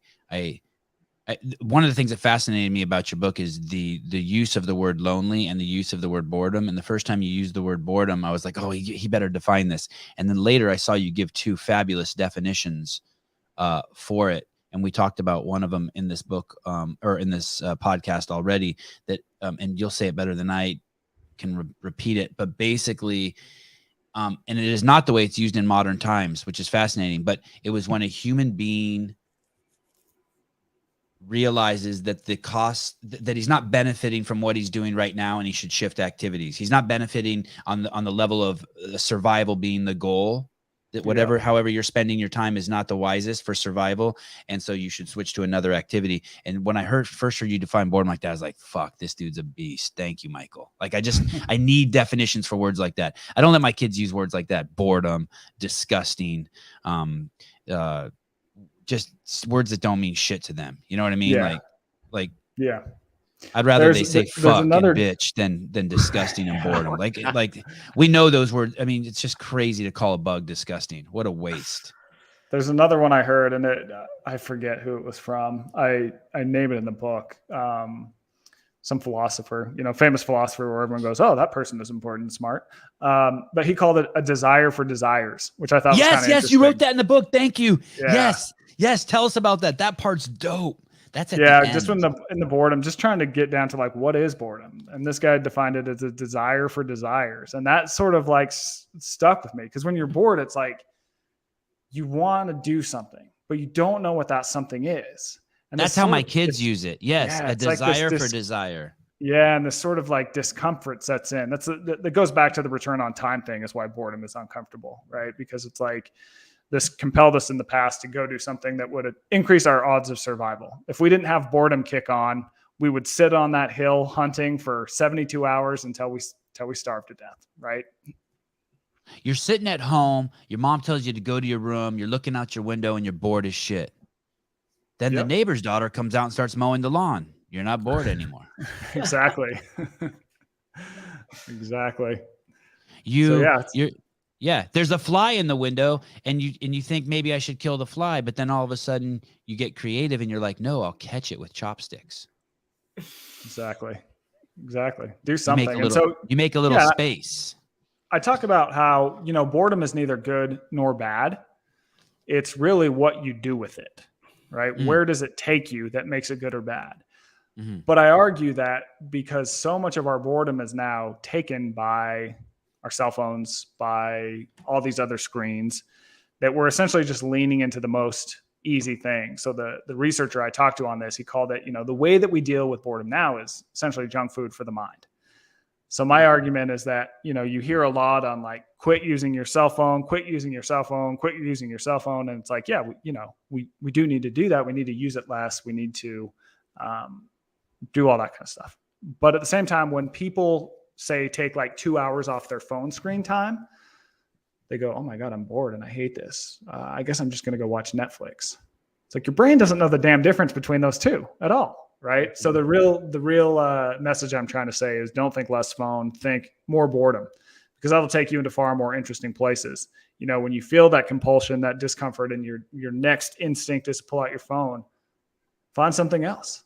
See where that takes you. So one thing I do every day is that I'll go for a 20-minute walk outside and I won't take anything, and I also don't really run with much in the desert, because when you have this, like when you're processing information from the outside world, like you would be on your phone or whatever it might be, your brain's actually working pretty hard and you're focused on that. Whereas if you remove yourself from that, your mind tends to wander inward, and that's where good ideas come from.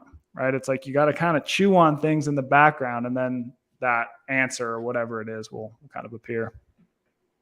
I watched that series Yellowstone on Netflix. I watched that and Game of Thrones. I think those are the only two. Oh, and Ozarks. Those are my 3 in the last probably like 10 years that I've watched. Mm-hmm. But I started watching Yellowstone, I mean, it's over now, but I invited every single person in the cast to come on my podcast. Did you? Like if I'm gonna watch that shit, then and I feel like you would probably do the same. Like if you're gonna watch some show, you'd be watching it and you'd be like, I wonder how Kevin Costner stayed in shape and what he ate on the set, and I wonder what nutrition is like on the set. And I went, I'm gonna contact the director, and I'm gonna, like, there can't be like these. I can't compartmentalize my life. There can't be these avenues where I'm just sitting at the beach. I mean, I can just sit at the beach in Hawaii and relax, but it better be to get bored. So then I start, like, while I'm there, I'm like recharging my connection with the higher powers so that I can do more podcasts again. Like there has to be a synergy with the life. Gandhi said that you can't separate church and religion and state. And the reason why you can't is because your life is your religion. How I speak to Michael Easter is my representation of God. How I to treat my kids, how I drive my car. Yeah, that's yesterday someone flipped me off. He was walking through an intersection and I drove through it and I was in a hurry and he flipped me off. I'm like, yeah, and I think there's it's like kind of an indictment of hustle culture that we live in too, right? It's like, all these hacks to do like the next thing. But I think that people really do need these sort of like slower periods to process things in the background. You can't always be, it's like driving your car at 90 miles an hour all the time. It's eventually you're going to run out of gas. You're going to run out of oil. You're going to have to get that shit changed. And unfortunately you can't hack that, So I do think we need more of these kind of slower periods that we seem to not have anymore. I think COVID probably ramped that up because people are just sitting around, like just shoving, media into their minds and foods down their throat. And I don't know, it's a strange period. And you don't have to go to the Arctic. You can just not turn on your Netflix. Yeah. Go outside. Like one of the things I look at in the book is all the crazy benefits of nature. It's like humans evolved in nature. We're adapted to it. It's like it does a lot of good things for us psychologically. And there's all this really fascinating research that basically suggests there's these sort of different doses of nature that we seem to do well with. So like 20 minutes outside in just a city park seems to reduce our stress, seems to make us a little bit more productive when we get back. But we also know we need wilder types of nature for longer periods. So there's 5 hours in a sort of more like a state park. It's a little bit wilder, but it's not Central Park. But it's not so far removed from the city.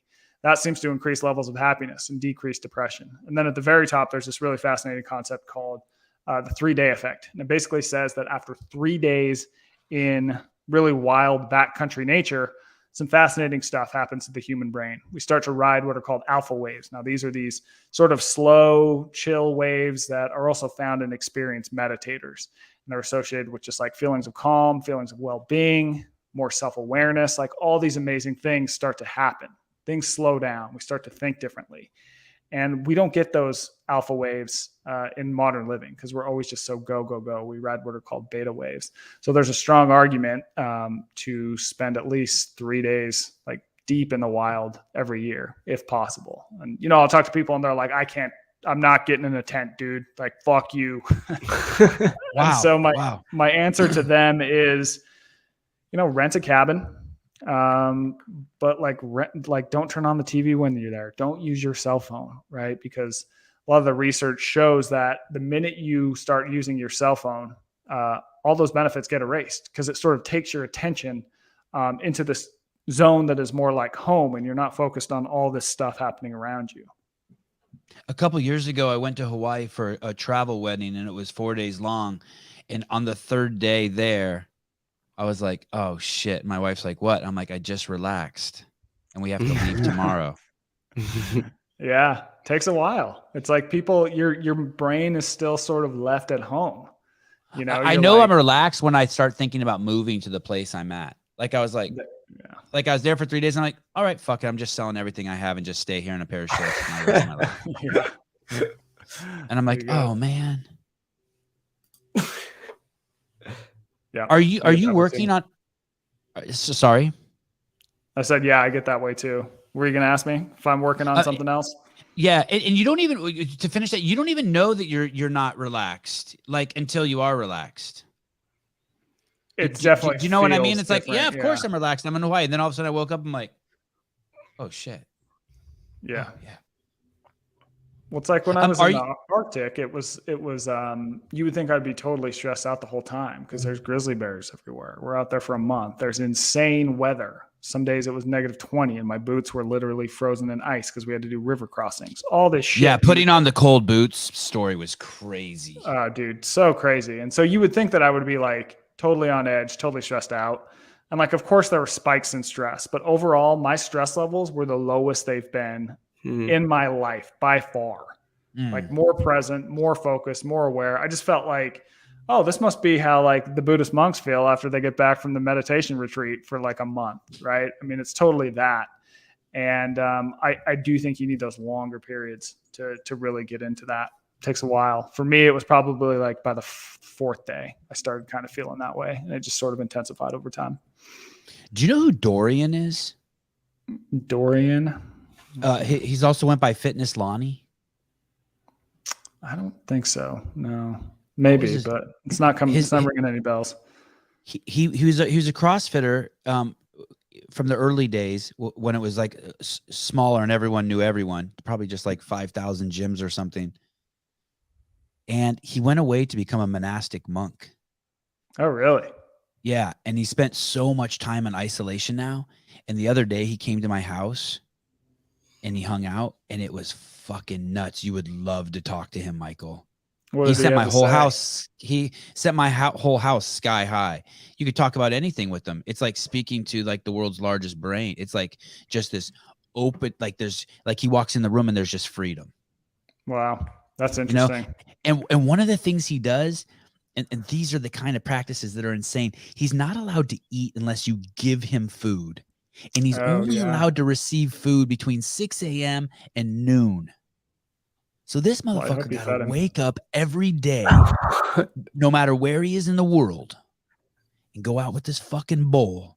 He can't ask for food.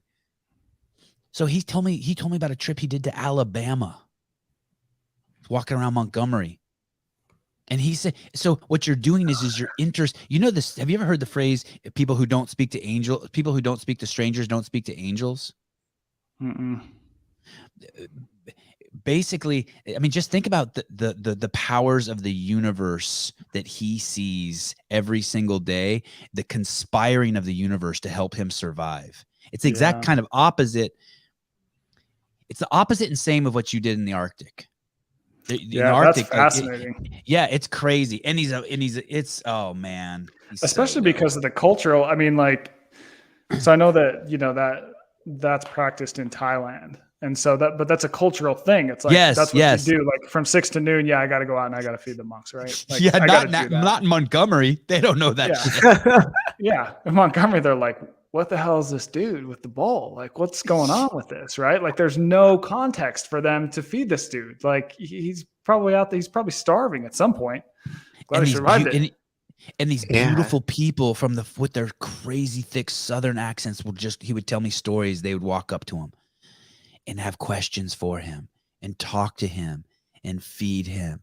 And it was just like, it just gave you so much faith and hope and humanity. And just like, he's like, oh yeah, the South is great. Like that's awesome, man. I love that.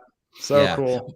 My sister married into a family from the South, and I'm a California Berkeley boy. So we have a lot of strong judgments about those fucking redneck, hick, Republican, racist fucks. And guess what?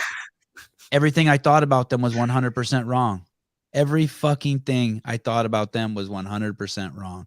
The nicest guys, they stand up when women come to the table. The clubs there weren't segregated like our fucking clubs in fucking California. You walk in, it's black, white, and everyone makes and dancing together. It was crazy. Yeah, man. I believe it. I feel like education in California. Yeah, preconceptions are only good because they teach us that we're wrong most of the time. Is it tough being a journalist? There's this. I'm going to be completely transparent with you, honest. I struggle with Men's Health and Outside Magazine and the New York Times and these publications that are super popular because I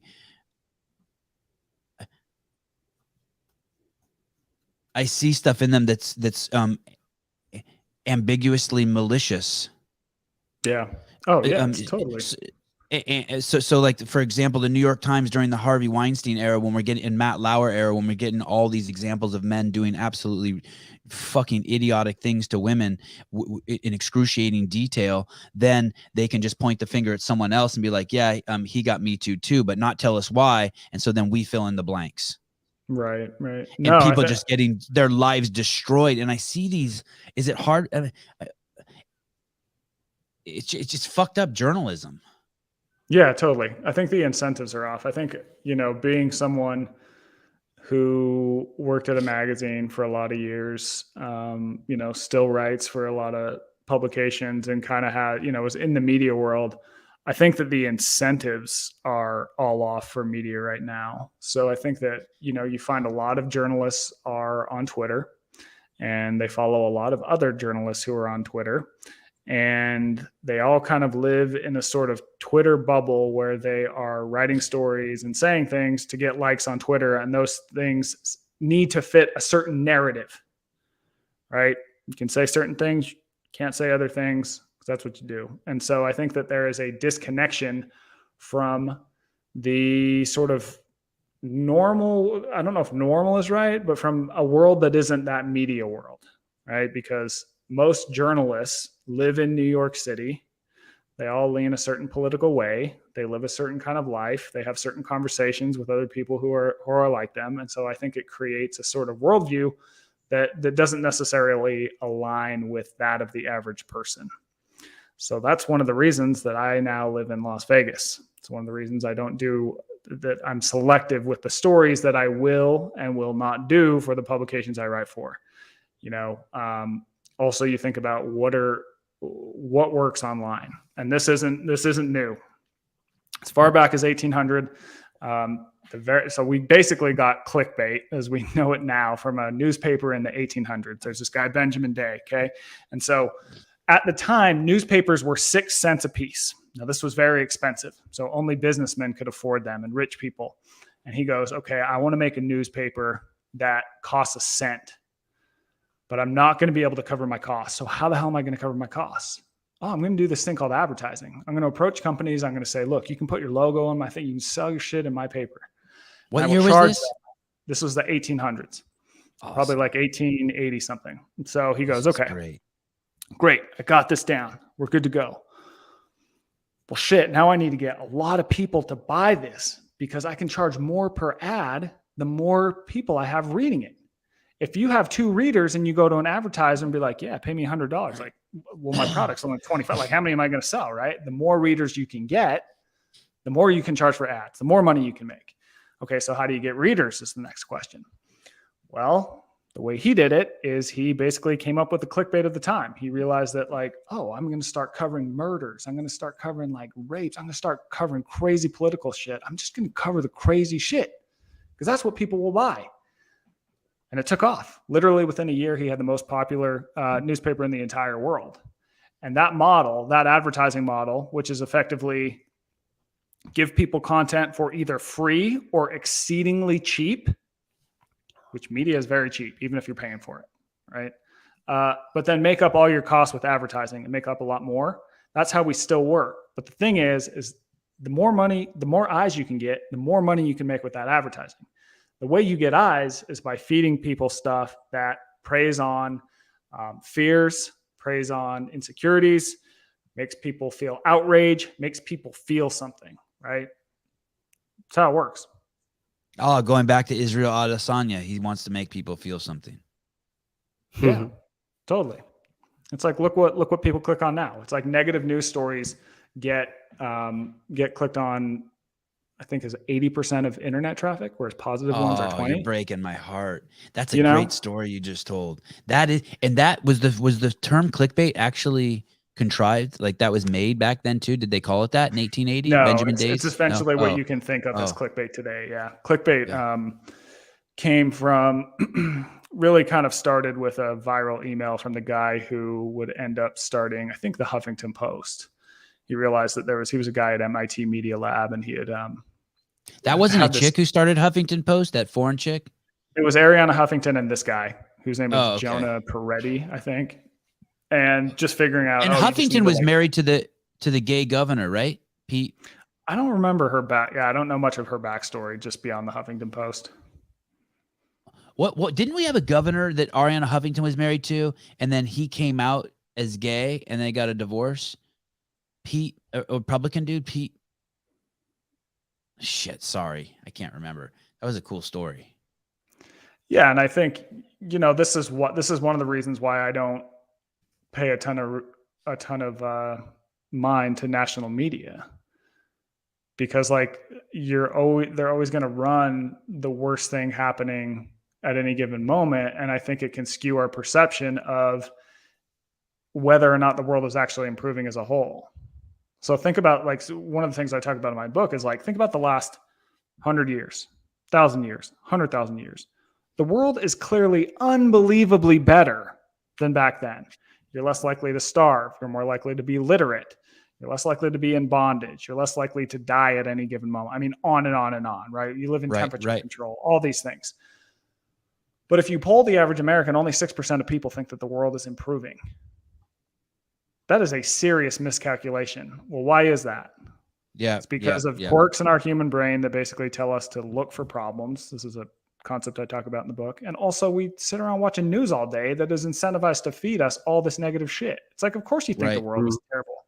And I'm not saying the world doesn't have problems. Like, we should all be aware of the fact that, like, Russia's invading Ukraine. But there's been so much other stuff where it's just like, is this really going to impact my life? And yet I'm reacting to it like this is an existential risk. Like, it's not a healthy news system we live in right now.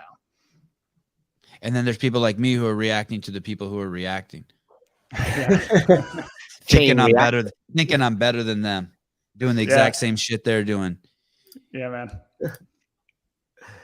When you say you moved to Las Vegas, where did you live before, and why Las Vegas? What were the implications of that statement you made? It somehow insulates you, or? No, just outside of the East Coast media bubble. So I'd lived in New York, and then I was living in Pennsylvania, which that was interesting because I was working for Men's Health magazine. And, arguably the reason that magazine did so well, and at its peak, it had a higher readership than all our competitors combined. GQ, Esquire, Men's Journal, roll them all up, we still outdid them. I think one of the main reasons for that is another horrible publication, GQ. Some fucking shit that makes me hope that there's a hell. But sorry, go on. The ad people. I think one of the reasons for that is because we were based out of Pennsylvania rather than Manhattan. So our editors tended to live more quote unquote normal American lives. Right. Gotcha. Like, we are living lives more like our readers. And so we were able to tackle issues and translate things in a way that was more relatable for people.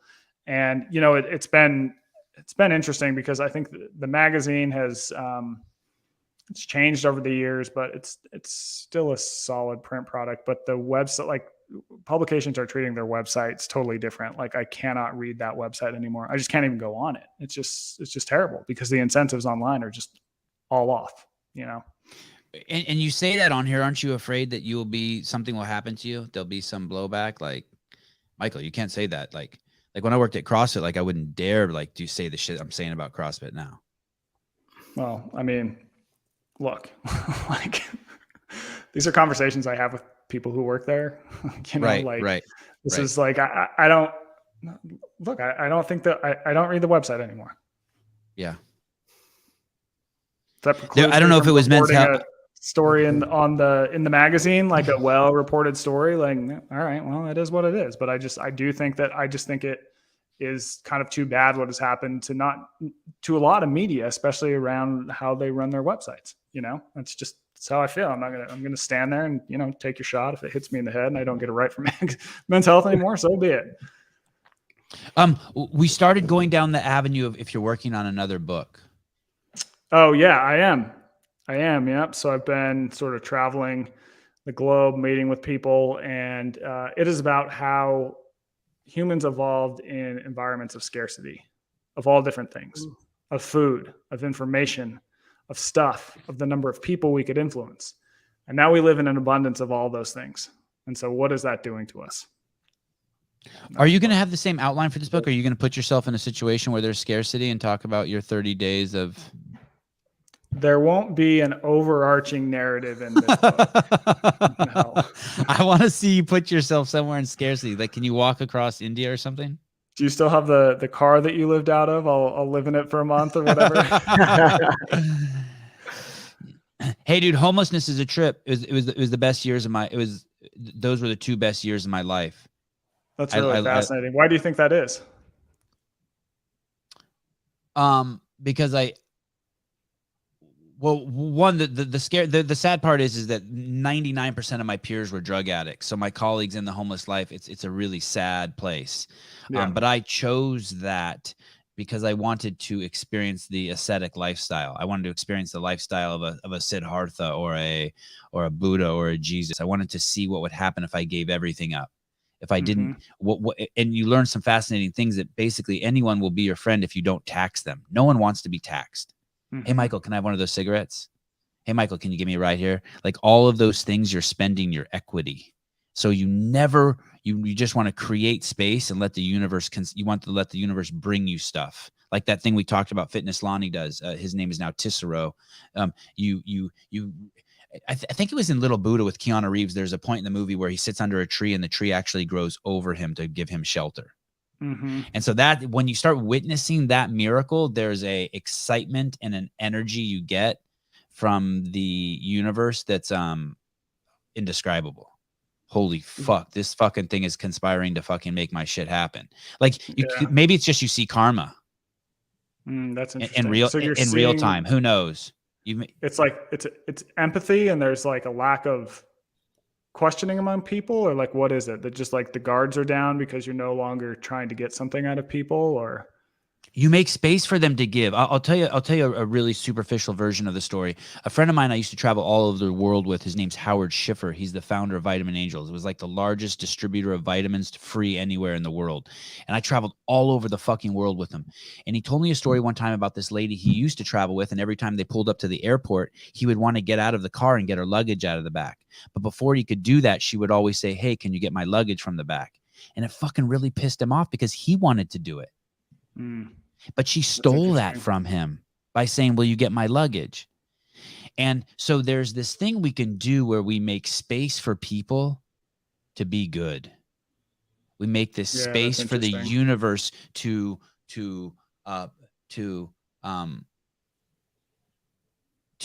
change their mind. There's nothing better. This is another superficial version, but there's nothing better than someone you cut someone off, they flip you off, and you say sorry, and then they pull their finger down and they go, you know what I mean? Yeah, you just did it right there. You fucking went to war and fucking signed a treaty of Versailles right there. Boom, done in a second. Yeah, and like it's like that, but it's like a slower version of that, where you see, like the very first day I was homeless, when I was homeless, I remember being in the middle of this park, and I remember going, oh fuck, I need to get, and I had a Great Dane. It was just me and this Great Dane. I'm like, I got to get, how am I going to feed this dude tonight? And right then this homeless dude comes walking up to me with a black garbage bag. And it was a dude I kicked out of my fucking yard at least a dozen times over the past year. Right?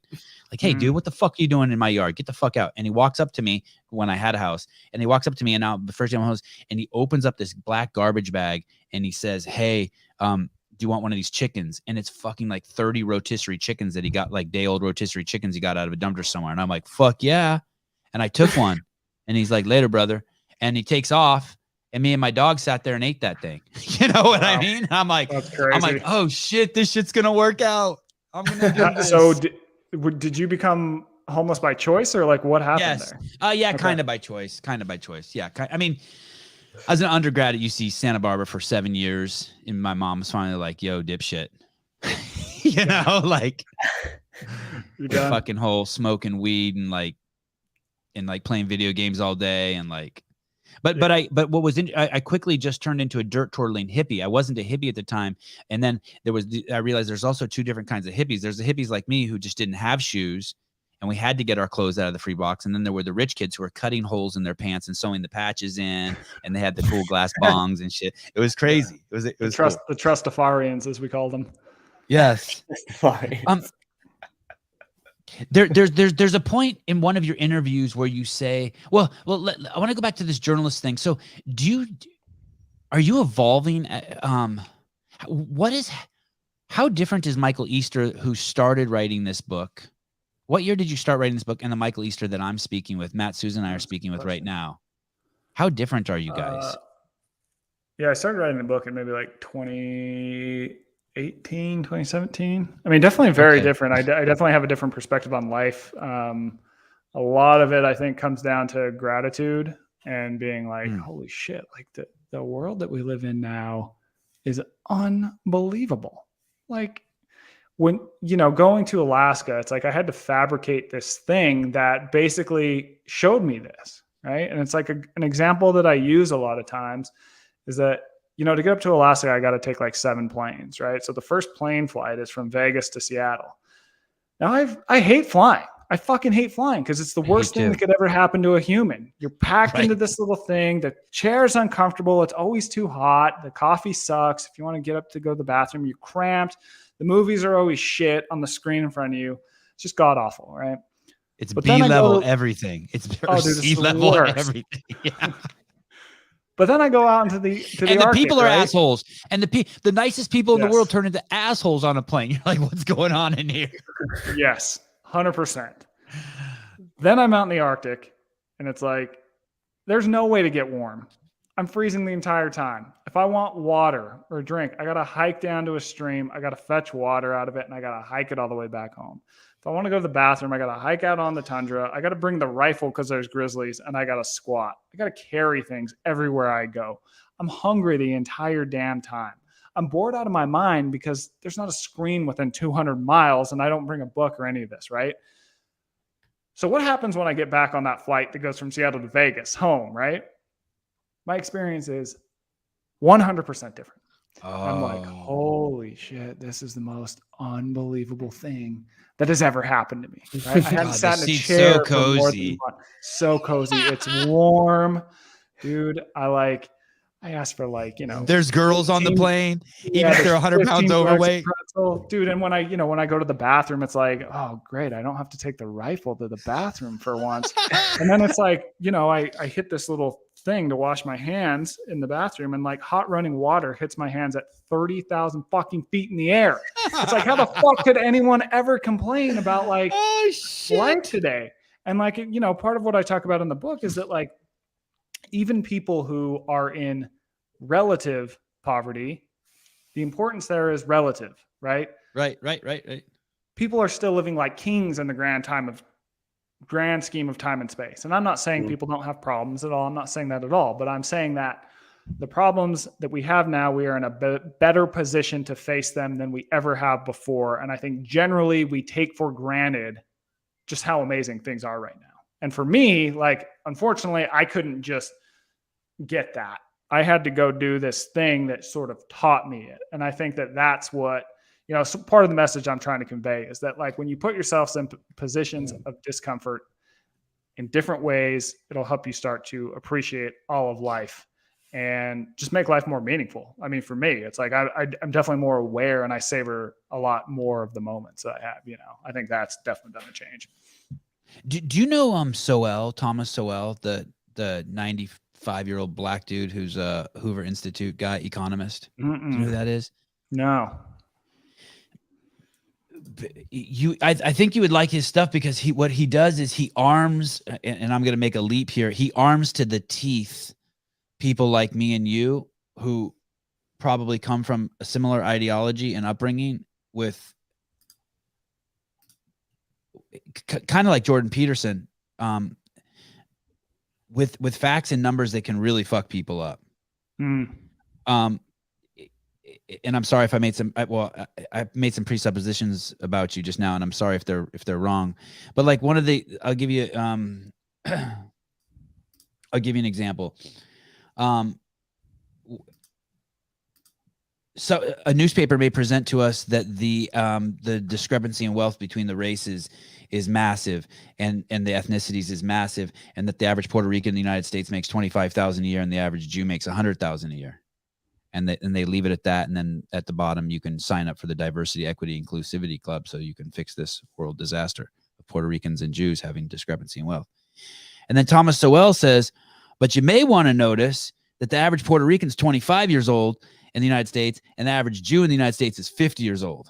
So now he's giving you a stat that transcends the superficial stat of ethnicity and racism, gives you a mathematical number based on the day that you came out of your vagina versus how many days on the calendar and how many times the earth has gone around the fucking sun to actually think clearly about this fucking thing. Because at 25, I was fucking homeless as an Armenian man. And now at 50, I'm sitting here talking to Michael Easter, a millionaire. And it's like, so like you can't fucking compare me to the 25-year-old Armenian Sevan. Yeah, totally. Well, I think that's kind of the rule of media is just context gets removed, right? It's a lot sexier just to run that. You just broke my heart. That's the rule? Deep. Fuck. Yeah, I think that happens. And I think that it, sometimes that context might be in the piece, but it's definitely not the lead of the piece. The headline is, here's something that is seemingly outrageous. So you'll be like, what the fuck is up with that? And then you'll click, right? And you may not learn that critical context until a handful of paragraphs down. But I think the damage has already been done. Mm-hmm. What do you think? Are we just getting at it now, Michael? We're just going to get at it. What do you mean? What do you think about Trump's the Nelk brothers interviewing Trump? Did you ever get to see that before it got pulled down last week? No, I didn't see that. Do you know what I'm referencing? I don't know. Remember, I don't watch that much national news. So there's these guys. When I was a kid, there was this group called Jackass. I don't know if I'm 49. I don't know. Were they around when you were a kid? Oh, Johnny Knoxville? Yeah, those guys. Oh yeah. Okay. And so then there's a new group of these guys, and they're called the Nelk brothers. And I only know about them, and they're cool. They seem like really nice dudes. And I know about them because they're friends with Dana White, and I watch the UFC. But of course, everyone knows I watch the UFC because I bring those guys onto the show. Yeah. Remember what we talked about? Don't scroll for pussy. And so the Nelk brothers interviewed last month or a couple weeks ago. They interviewed Donald Trump. It's an awesome interview. There's the cats, and it's like it was like an hour. It's totally chill. They were asking him just like questions like, hey, dude, if you're friends with Putin, why don't you just call him and just tell him to chill? I mean, just real talk. You know what I mean? Mm-hmm. Donald Trump tells them, hey, YouTube's going to pull this down. And they're like, no, they're not. And within fucking, I got to see it because I ride the assault bike and watch YouTube every 6 hours, 24 hours a day. But I got to see the video. But within 24 hours, that shit was pulled down. Yeah, it's an interview with the ex-president of the United States. I'm just, he didn't say anything. He wasn't like nuke Israel, or do you know what I mean? Even if he did. But do you have any thoughts on this? Yeah, I mean, if that got pulled down, that's I don't think that we should be leaving it up to, some people in Silicon Valley to decide what we can and can't watch. If someone wants to put that out to the world, I think that's pretty. I think that's not only dangerous, but also it's super arrogant to think that like I should have any idea what another person should see. Like, I think that there is a general kind of arrogance that can come out of the tech sector. And you see it not only in like how we are going to censor ideas, but also even in things like, this whole idea that of investing billions of dollars so that humans can live forever. It's like, that's not going to it's just a fundamental misunderstanding of like where we are with science. And I think that it would do us a lot better to realize like, I don't know what I don't know, but I should consume things and see how that makes me feel and form opinions, but also understand that like, I'm probably not going to think the same way in a week, much less 3 years. Like people need to be better at realizing that like, more will be revealed. So let's not censor in the meantime. Like, wow, I never heard an argument like that. It's just a bad road to go down. We don't know what we don't know in the moment. And obviously there's a limit to this. I'm not going to say that, people should just be able to put like totally absurd, hateful, terrible things on there. But like an example like that seems like there's, that seems like there's some limit that's been crossed. There was a friend of mine one time said, a mutual friend of ours one time said to me, the only debate you bring a gun to is the freedom of speech debate. Mm-hmm. Yeah. And if you lose, you shoot the guy. There you go. Well, and I think you've seen that generally in the Supreme Court too, like in the past, you know, and it seems like today we're tipping into like this strange thing where, you know, it's like there's a million different words that are akin to Voldemort now, where if you say them, everyone, it's like, you know, like the Harry Potter book where you just can't, you know, it just offends people to the core. And so like, well, we can't say that. And I don't think that's healthy. I don't think that's healthy. I realize that, you know, certain people feel a way about certain words, but like we just, I think we need to default on the side of free speech rather than not. Those people who are offended by certain words have a psychosis and a delusion that's so strong in their brain that they conflate the noise in their head with fucking reality. I'll give you a couple examples. I was at a coffee shop one time in one of the most liberal coffee shops in the fucking world in Santa Cruz, California. And there were two guys at a table talking about Trump. And the lady at the table next to him stood up and starts fucking screaming at them. I don't want to hear his fucking name. And they're like, we weren't saying anything nice about him. And I'm like, oh, this is good. You know, I'm glad I got a warm cup of coffee. And they're just warring. And there's other words that we've based on people's skin color that we require we require people when they're born to be offended by this word based on their skin color. And all that is a narrative inside of people's heads that turns on and they go into their head, because in the outside world, that word has no meaning. It's just a vibration. But you give a word so much power that you go into your head and tell yourself, racial slurs are like that, abortion, Trump, like they just start up these programs in people's head, these unconscious fucking loops, so that they can't see it fresh, right? Yeah, it's interesting. When you saw a bear, did you see a bear when you were out there?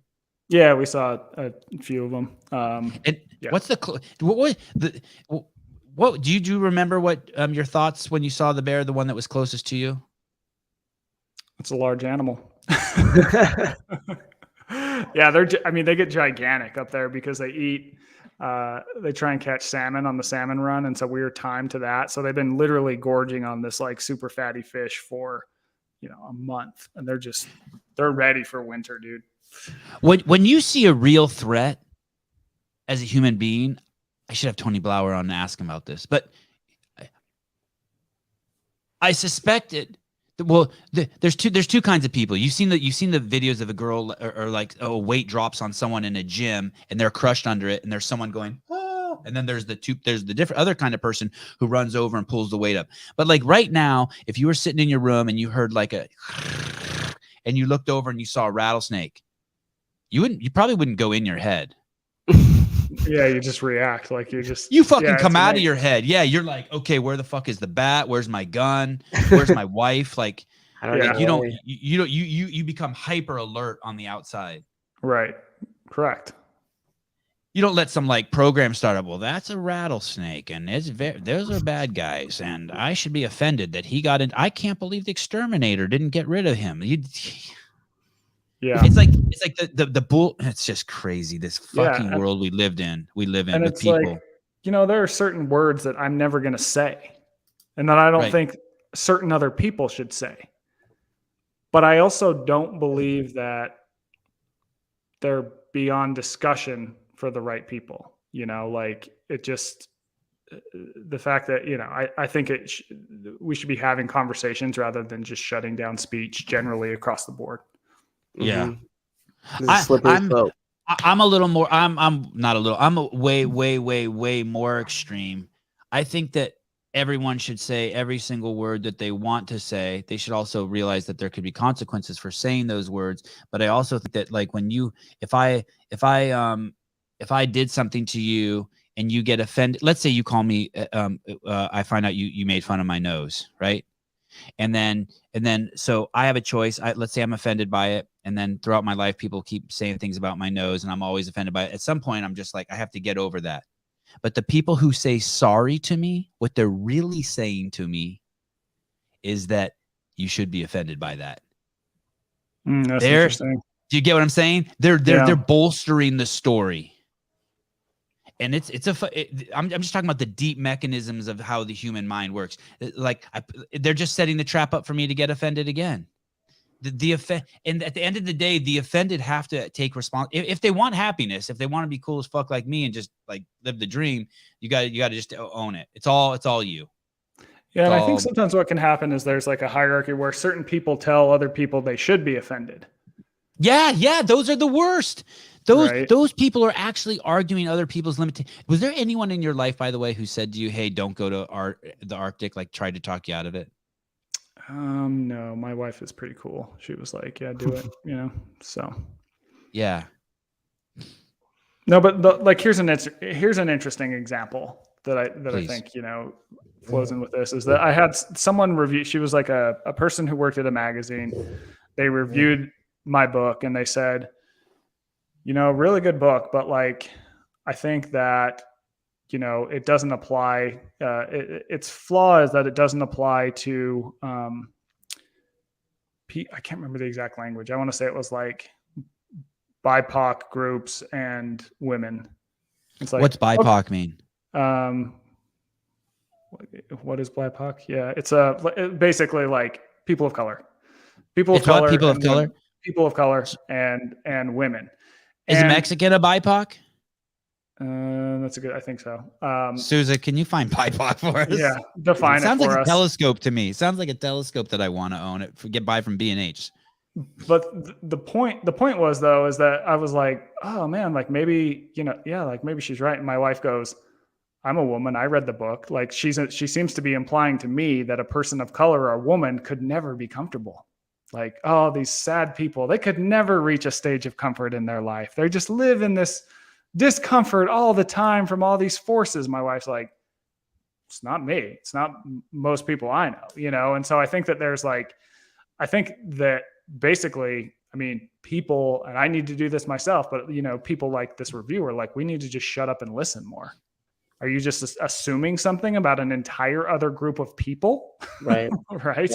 Based on this narrative, like, let's not do that. Like, again, let's default to having conversations and listening more. Yeah, there you go. Hey, and do you know what's crazy too? Here's what's crazy too. So black, when you say black people, you're choosing a color of skin based on the spectrum of light that's reflected off of them. When you say indigenous people, you're saying two totally different things, something totally different.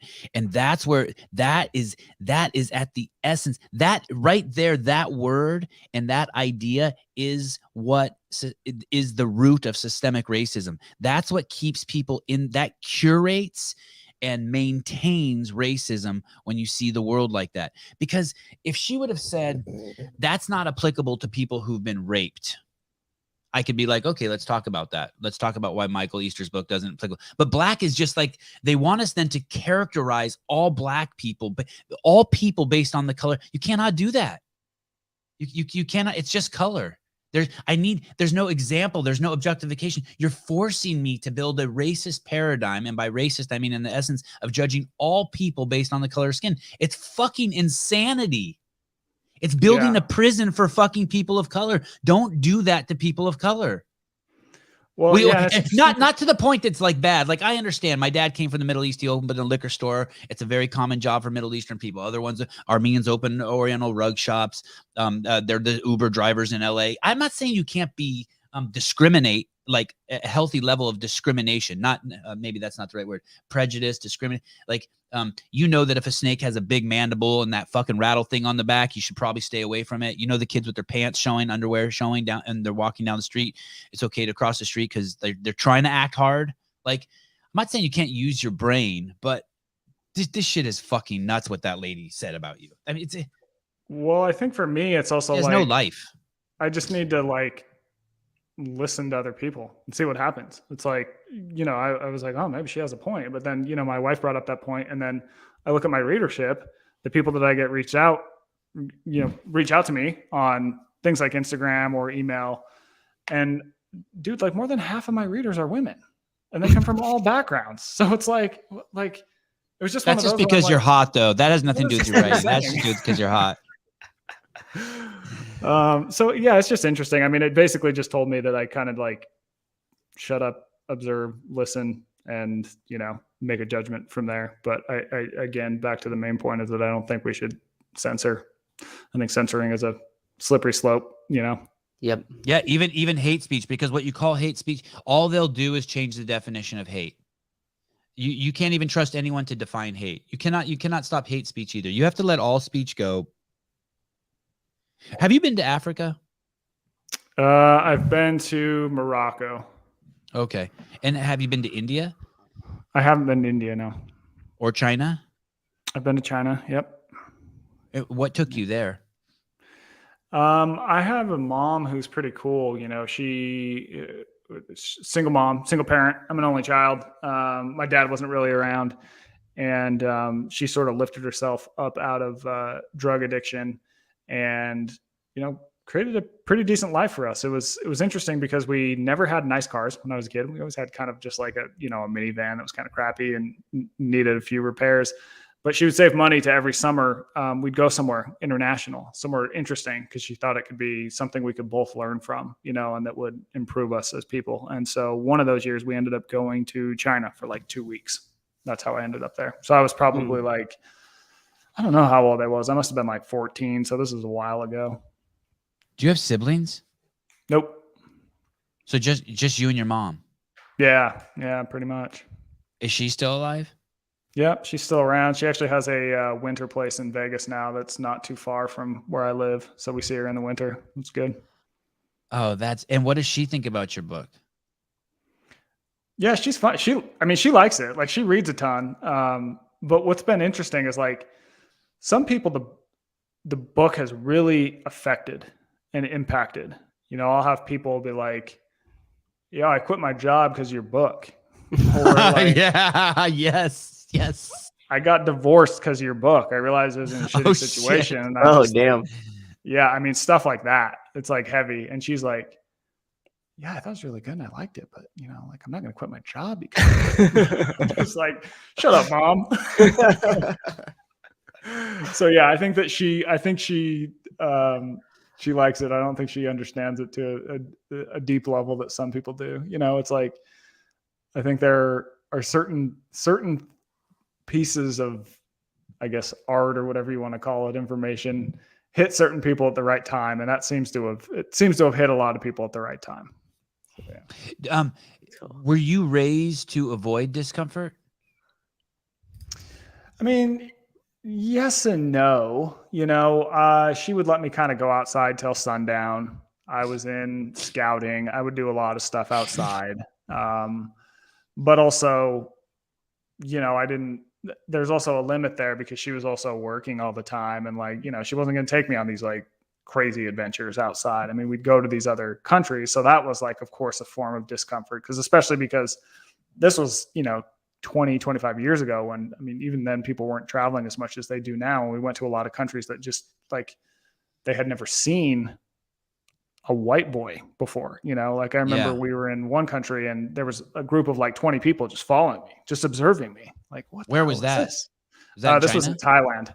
This was in Thailand. Okay. Yeah. So it was before they really made their push for tourism, and yeah, just, fascinating. So yes and no, I definitely wasn't like grew up on a farm or in some like super extreme poverty. Like we were comfortable. We were by no means rich, but we were like, middle class, whatever.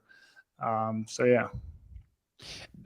Susan, do you remember that movie about those, or have you seen this movie, Michael Easter, about these boys?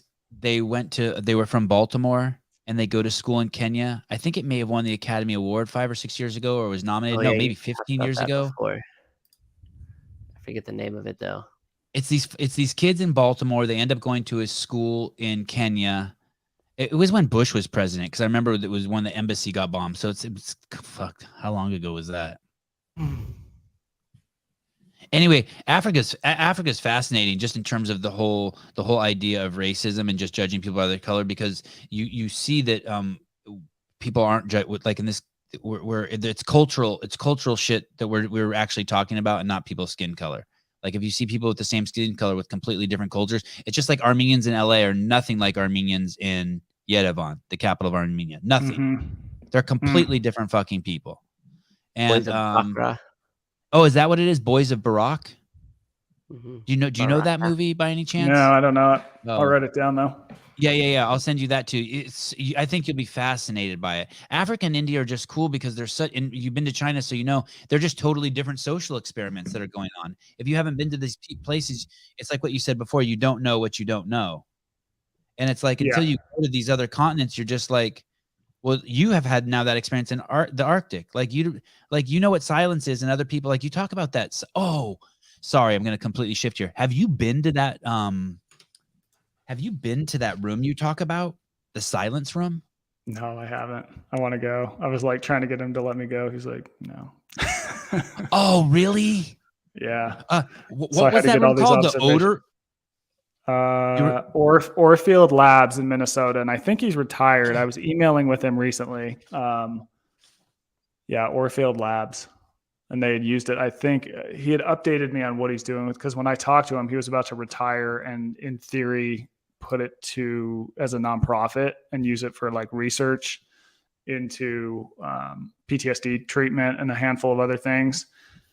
But yeah, I think it got named the quietest room on earth, I think by the Guinness Book of World Records. But like, you can't just, he doesn't let people just like go in there and hang out. You have to have a good reason. Dude, I want to go in there for 2-3 days. Yeah, he says that some people freak out. But the people tend to freak out the first like 10-20 minutes, and then all of a sudden they like calm down and they get a lot more aligned and does a lot of interesting things for people. And that's just in an hour. Weird. Hey, look at the floor there. Oh yeah. So you're standing like they need, the foam killing or the sound killing foam cone things are just around everything. So you stand on that sort of grid in the middle, so you have something to stand on. It's like a cube of sound killing foam, essentially. Trippy. Well, what if the off gassing in there just fucking takes 10 years of your life away? Right. From all that. Man. Hey, what's that room right there? It says the quietest room on earth, and there's like shit floating in the air. Let me see that one. It's incredible. Yeah, pretty crazy. Have you done Moab, Michael? Moab? Yeah, in Utah. I guess you're in Vegas. You have been there? Yeah, pretty quiet. Yeah. Pretty quiet there.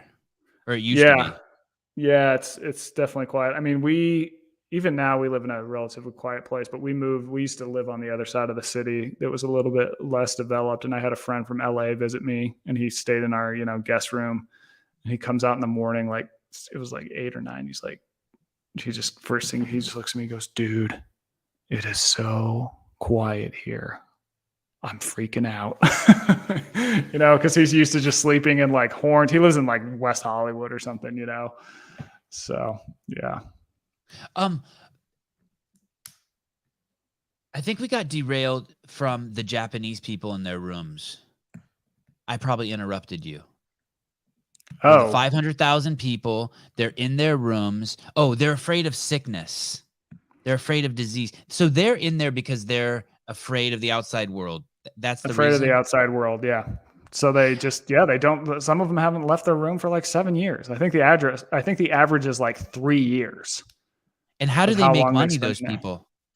I assume it's possible that they could work from just that room, but I think a lot of them just like live with their parents too, or something, it's just like, oh, right. Almost like we would treat a disabled, if we had a disabled child or something.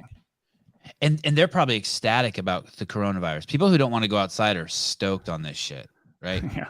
They're like, oh, great. Now no one's telling me I have to go outside.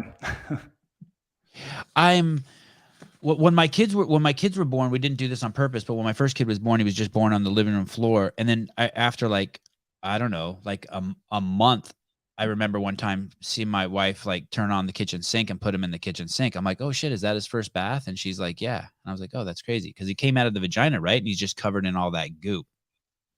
And then you just kind of, he just starts breastfeeding, and he never got a bath or wiped off or really anything. Just that shit just dries and falls off. It flakes off around the house. And with my twins, it was probably 3 months before they had their first bath. Oh, wow. And my kids are now 2 5-year-olds and a 7-year-old. Never wore a mask. We never take any precautions. They almost never ever wear shoes. Only if like they're skateboarding or doing activities that, you know, that they've fallen and cried. But my kids don't get sick. And you talk about that in your book about being about health. And although I didn't do those things about health and germs and bacteria, and although I didn't do those things on purpose, it's fascinating because my kids don't get sick because they were covered in mom's bacteria upon their birth when their hypothalamus was the most active in cataloging bacteria and viruses and sicknesses. And then they breastfed for 18 months apiece, and they're like bomb proof. Yeah, there's some interesting work I talk about in the book. I met with this lady who studies the Hadza hunter-gatherer tribe. And what's interesting about them is they don't get any of really the stomach sicknesses that we do.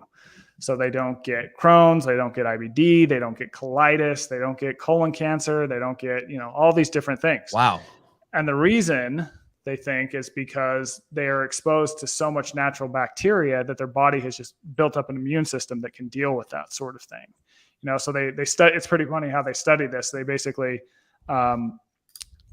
study their shit more or less. So this researcher I know, she goes and she buys like Tupperwares at Whole Foods, and she travels to Africa and spends all this time with them, collects their shit, and then they get shit from people who live in a city in Italy, and they compare it, and the gut bacteria is just so radically different.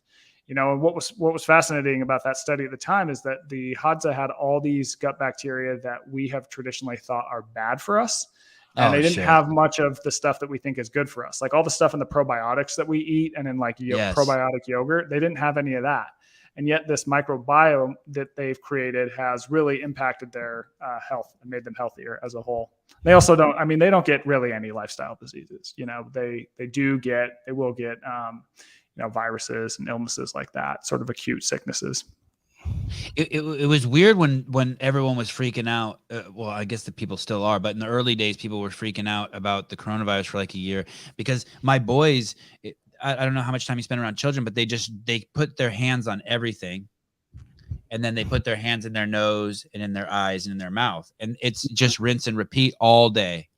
There's no stopping it. I mean, it's just like literally you go somewhere and they'll drag their hand along a wall of a building in a strip mall for fucking half a mile. Yeah. Lather their face with it. It's like, I'm like, hey, fuck it. What am I going to tell them? Like, it's futile. It's futile. And meanwhile, I'm walking by other kids who are double masked. I'm like, I don't know. It's just bizarre. Yeah, it was definitely an interesting time. And I think for me, it's like, I think the whole situation highlighted how I think we did a pretty good job figuring things out like in such a short time, but still there was just like, how do we know what we know? Right. Mm-hmm. It's like, how do we know what we know? Oh, you're more optimistic than me. Still like people more don't, positive. I mean, I don't think we can say anything like with absolute certainty about that virus. And no. It's just like, and people have such firm stances on it. And I'm just like, dude, hell if I know, I think it's interesting.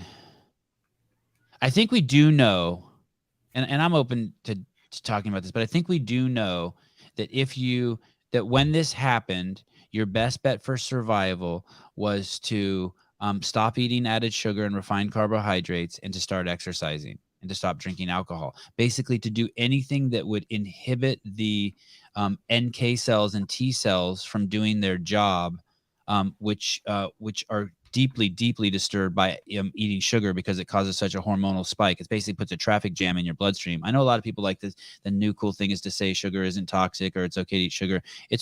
Sugar has dramatic effects immediately on your NK cells and T cells and their ability to stop sickness.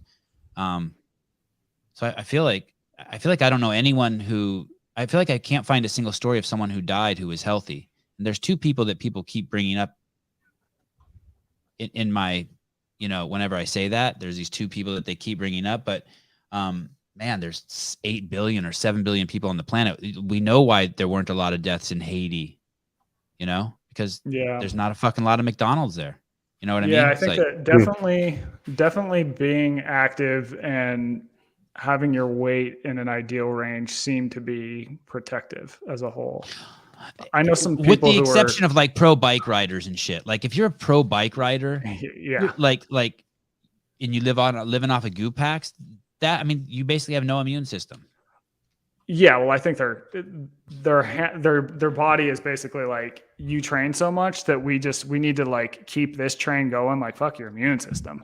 And then when the virus comes, because their body's like, clearly we need to adapt to this. And so then when the virus comes along, I think those people had, at a certain point, I do think that probably being super, like a shitload of training probably wasn't as good if you had just backed off, like I know a few people who, you're like, whoa, that person's so fit. They train all the time, but they got the virus. It's like, well, yeah, that's because all their body's done for the past 4 years is like build up fitness at the expense of the immune system. This is something that Daniel Lieberman at Harvard has talked about, how sort of overtraining can compromise your immune system.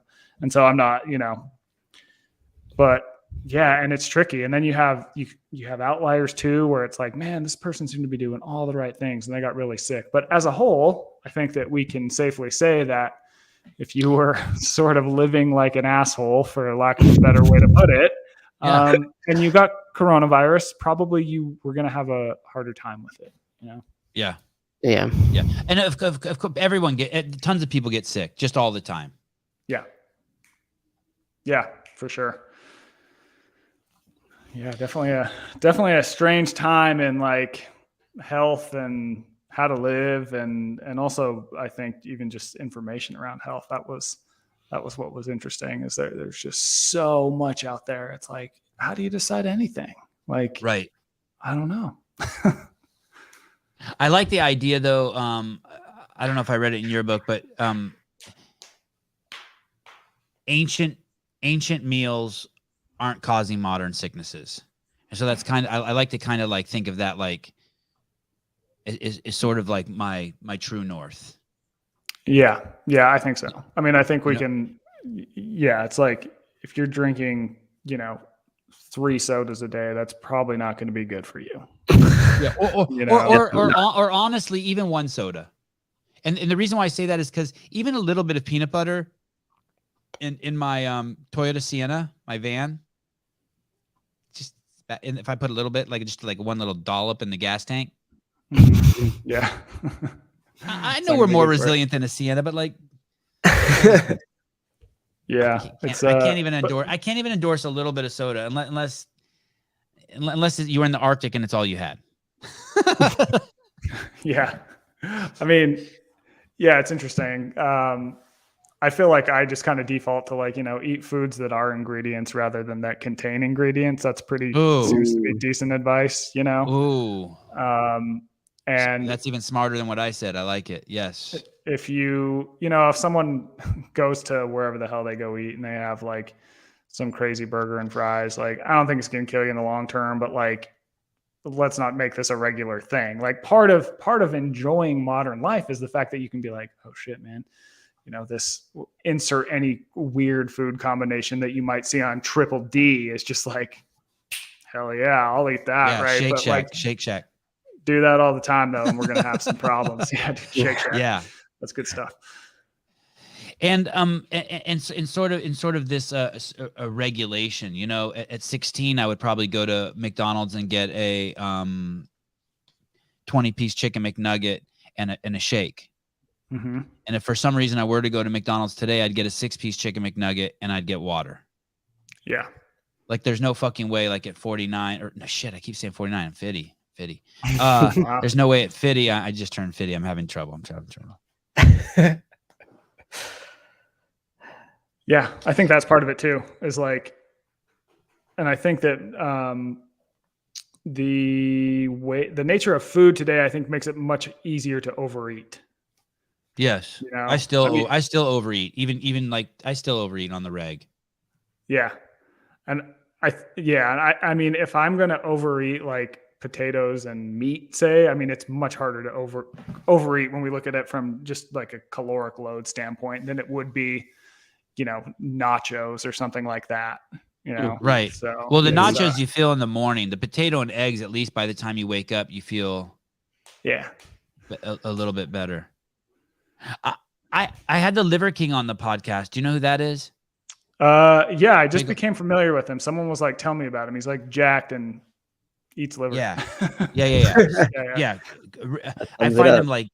I find him just deeply inspirational. He's the living embodiment of your book. Anyway, he's living embodiment of your book. And I had him on the podcast, and at the end of the podcast, he said to me, we got off. He goes, "Oh, you just taught me something." I go, "What's that?" He goes, "To set time limits before I come on podcasts." It's like he sent me a nice note afterwards. He goes, "Those 2 hours and 40 minutes flew by fast, but yeah." Right on. Yeah, he seems like a good dude. Good dude. He's a great guy. It's fascinating to me. He's a great guy because he's just a good role model. He's just living his life in a way that like people should pick and choose from, like what you like. You know what I mean? I'm not saying do all of it, but if you can, there's lessons to be learned. It's like your book. It's exactly like your book. Pick and choose. Like I'm gonna start rucking because of your book. What? Right, some of my closest friends have been rucking for fucking 10 years, and they're fucking SEAL Team 6 guys. And though I'm just like, okay, they ruck. It's so funny. Then this fucking journalist fucking writes about it in his book. And I'm like, oh, I'm going to start doing that. And I'm like, God, I had these guys telling me about it for like, I'm going to start rucking because of your book. Yeah, right. Well, my wife generally has always just kind of laughed at all my weird fitness shit I do. And even we ruck now, dude. It's awesome. So sold her. That was the hardest sell in my life. And she's in. Yeah, it's cool. I like it because of the walking. Was it in your book you said that you did it and you kept a heart rate of like 156? Did you talk about your heart rate in it? About getting strong? That was when I was packing out the caribou. Yeah. Oh, okay. Yeah. Do you wear a heart rate monitor a lot? I used to a bit. Now I can kind of just gauge it based on how I feel. Once you kind of, I don't know, see the data, and I feel like, oh yeah, I'm probably in between 120, 130 or whatever it might be. So yeah. Right. Okay. Yeah, but I think you took the words out of my mouth though. With you have people at the extreme. There's so many people at the extremes now, like him, right? And I think that you're totally spot on with like what tends to happen is that you get all these tribes in like the health and fitness world, where like some people might be like, this guy is like the Lord and Savior, do everything he does, and then you have another group who's like everything he says is completely wrong, right? Or fuck you, he's on steroids. I'm like, what do I care? Yeah. And it's just like, you know what? There's probably like the dude probably is doing some stuff that you shouldn't do, maybe, but he's probably doing a lot of stuff that would be good for you too. Like his overall message as a whole is totally fine, And so I think that back to the pick and choose thing, it's like, dude has some great ideas. Pick the ones that you think work for you and are going to work for you.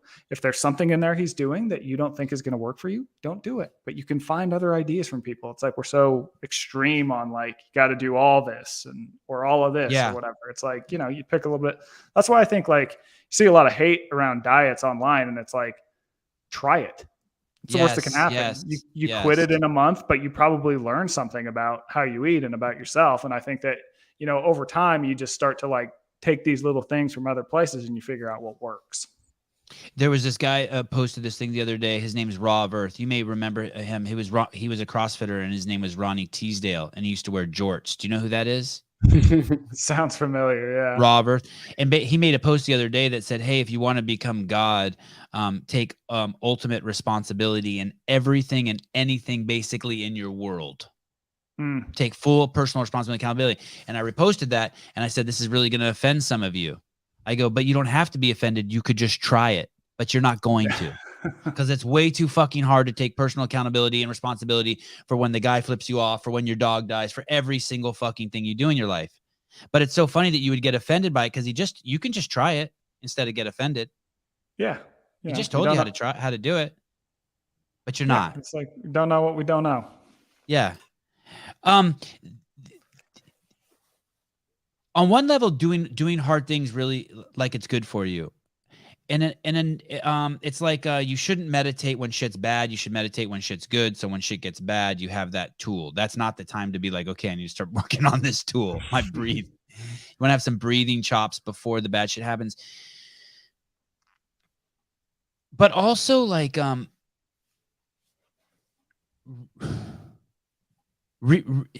there's like real hardships. Sometimes they can't be replicated. Like growing up, like the way you mentioned, like you were brought up in a household by a single mom who went through a drug addiction. Like that can't be replicated. I feel like you can't even come close to it, and you're never gonna fake it. And it's made you of who you are and why you're so successful, and why you know to enjoy how you can put things in context of being in a shitty plane ride out, same ride back. It's the best plane you ever been on in your life. I mean,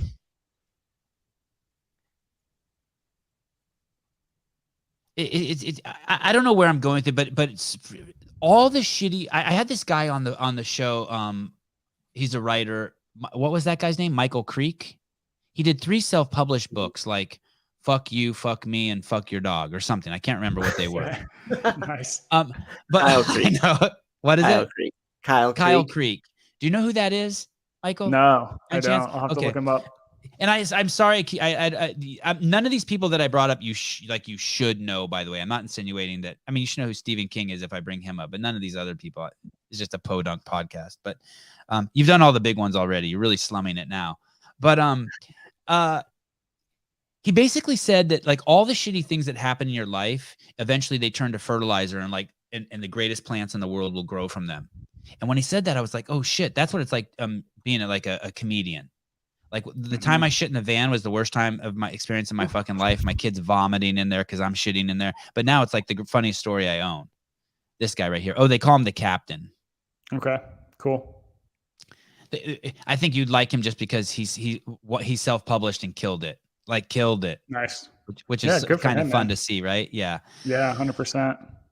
But do you feel that in your life that your real hardships, like you talk about this Arctic hardship, but that the real hardship came in your youth, and that's really where you got your chops? Like, I think that.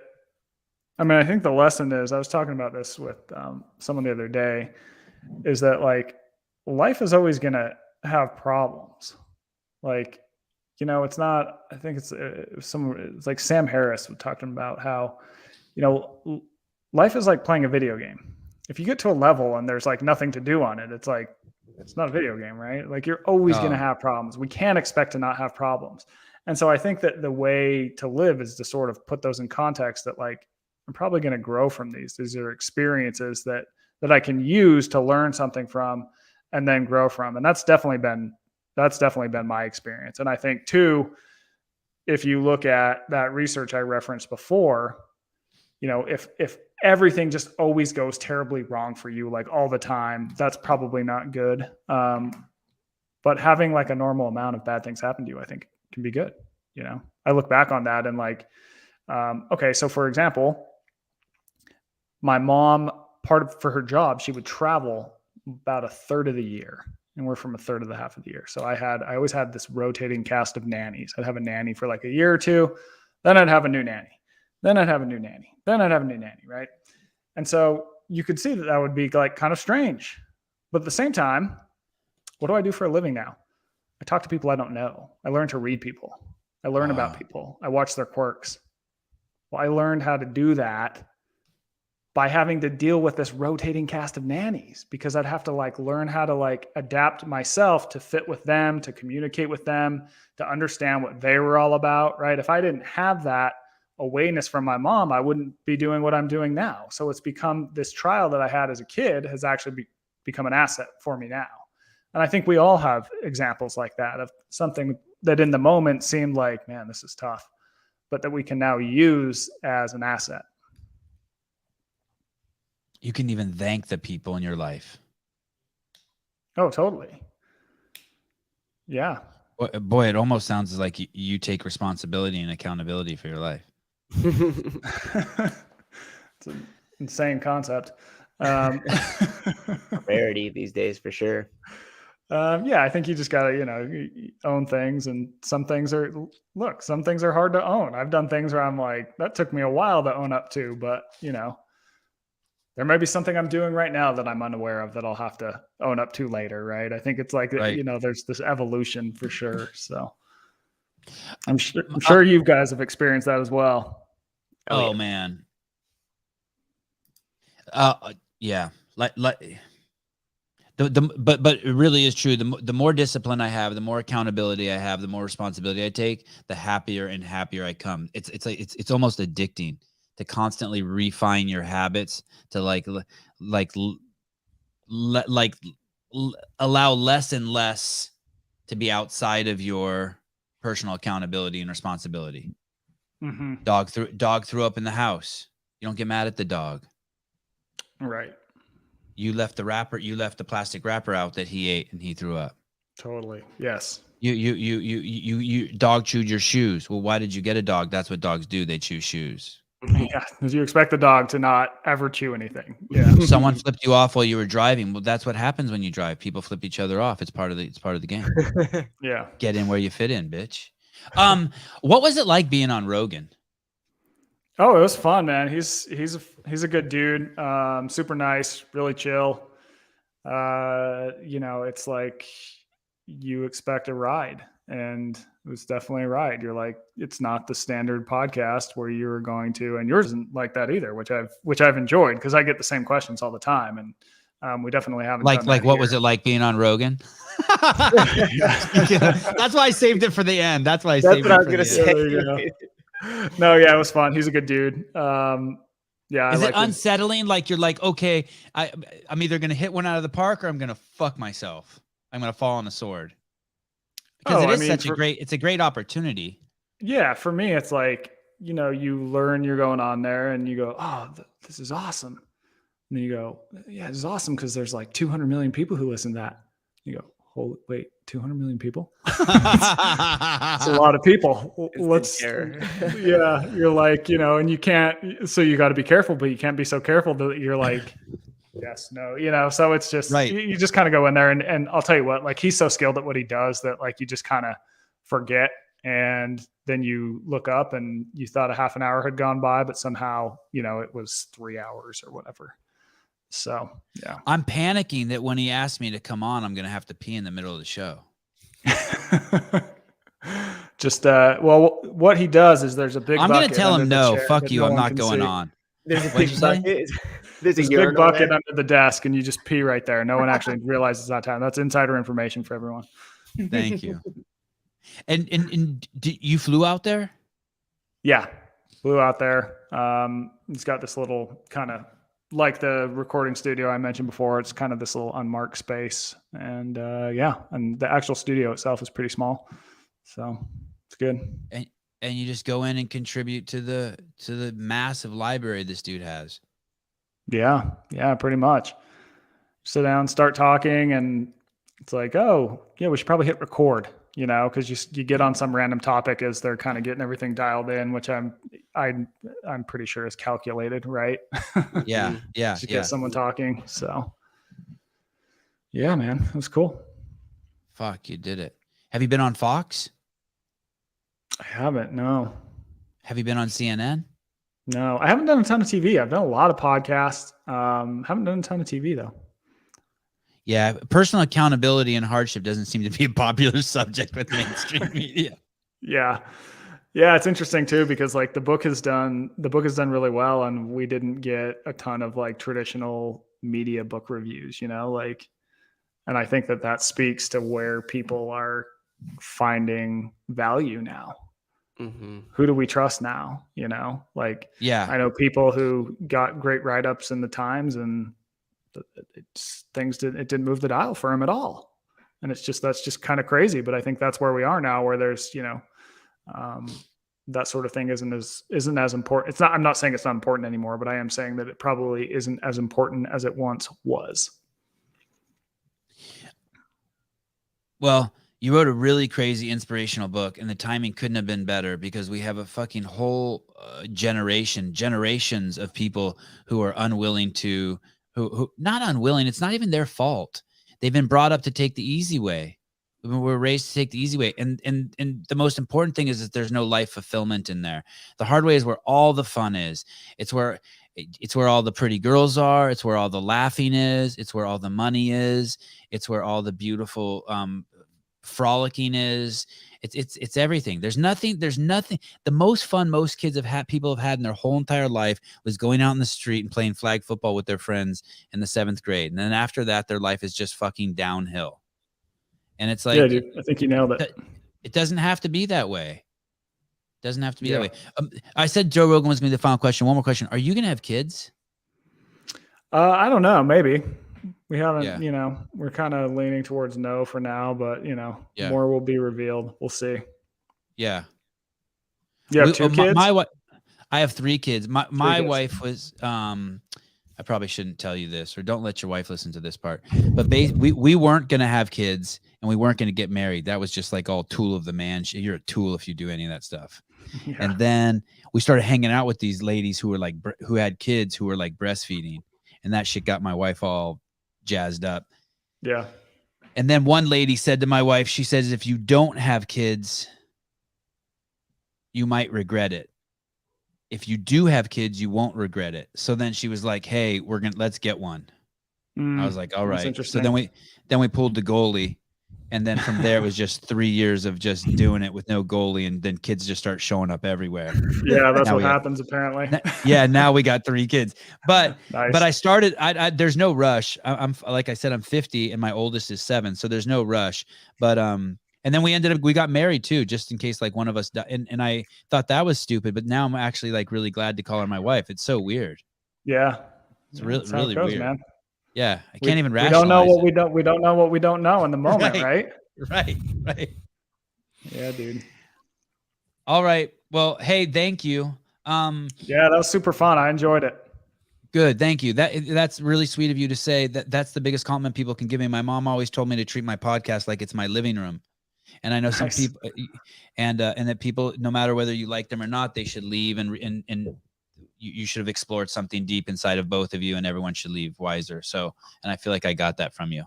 Yeah, this was super fun. I liked it. Cool. Thank you.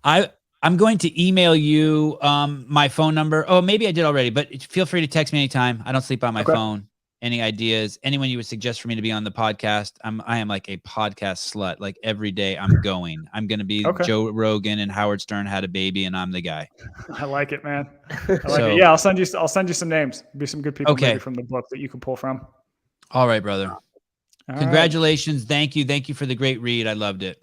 Yeah. Thank you a lot, guys. I appreciate it. Thank you, Michael.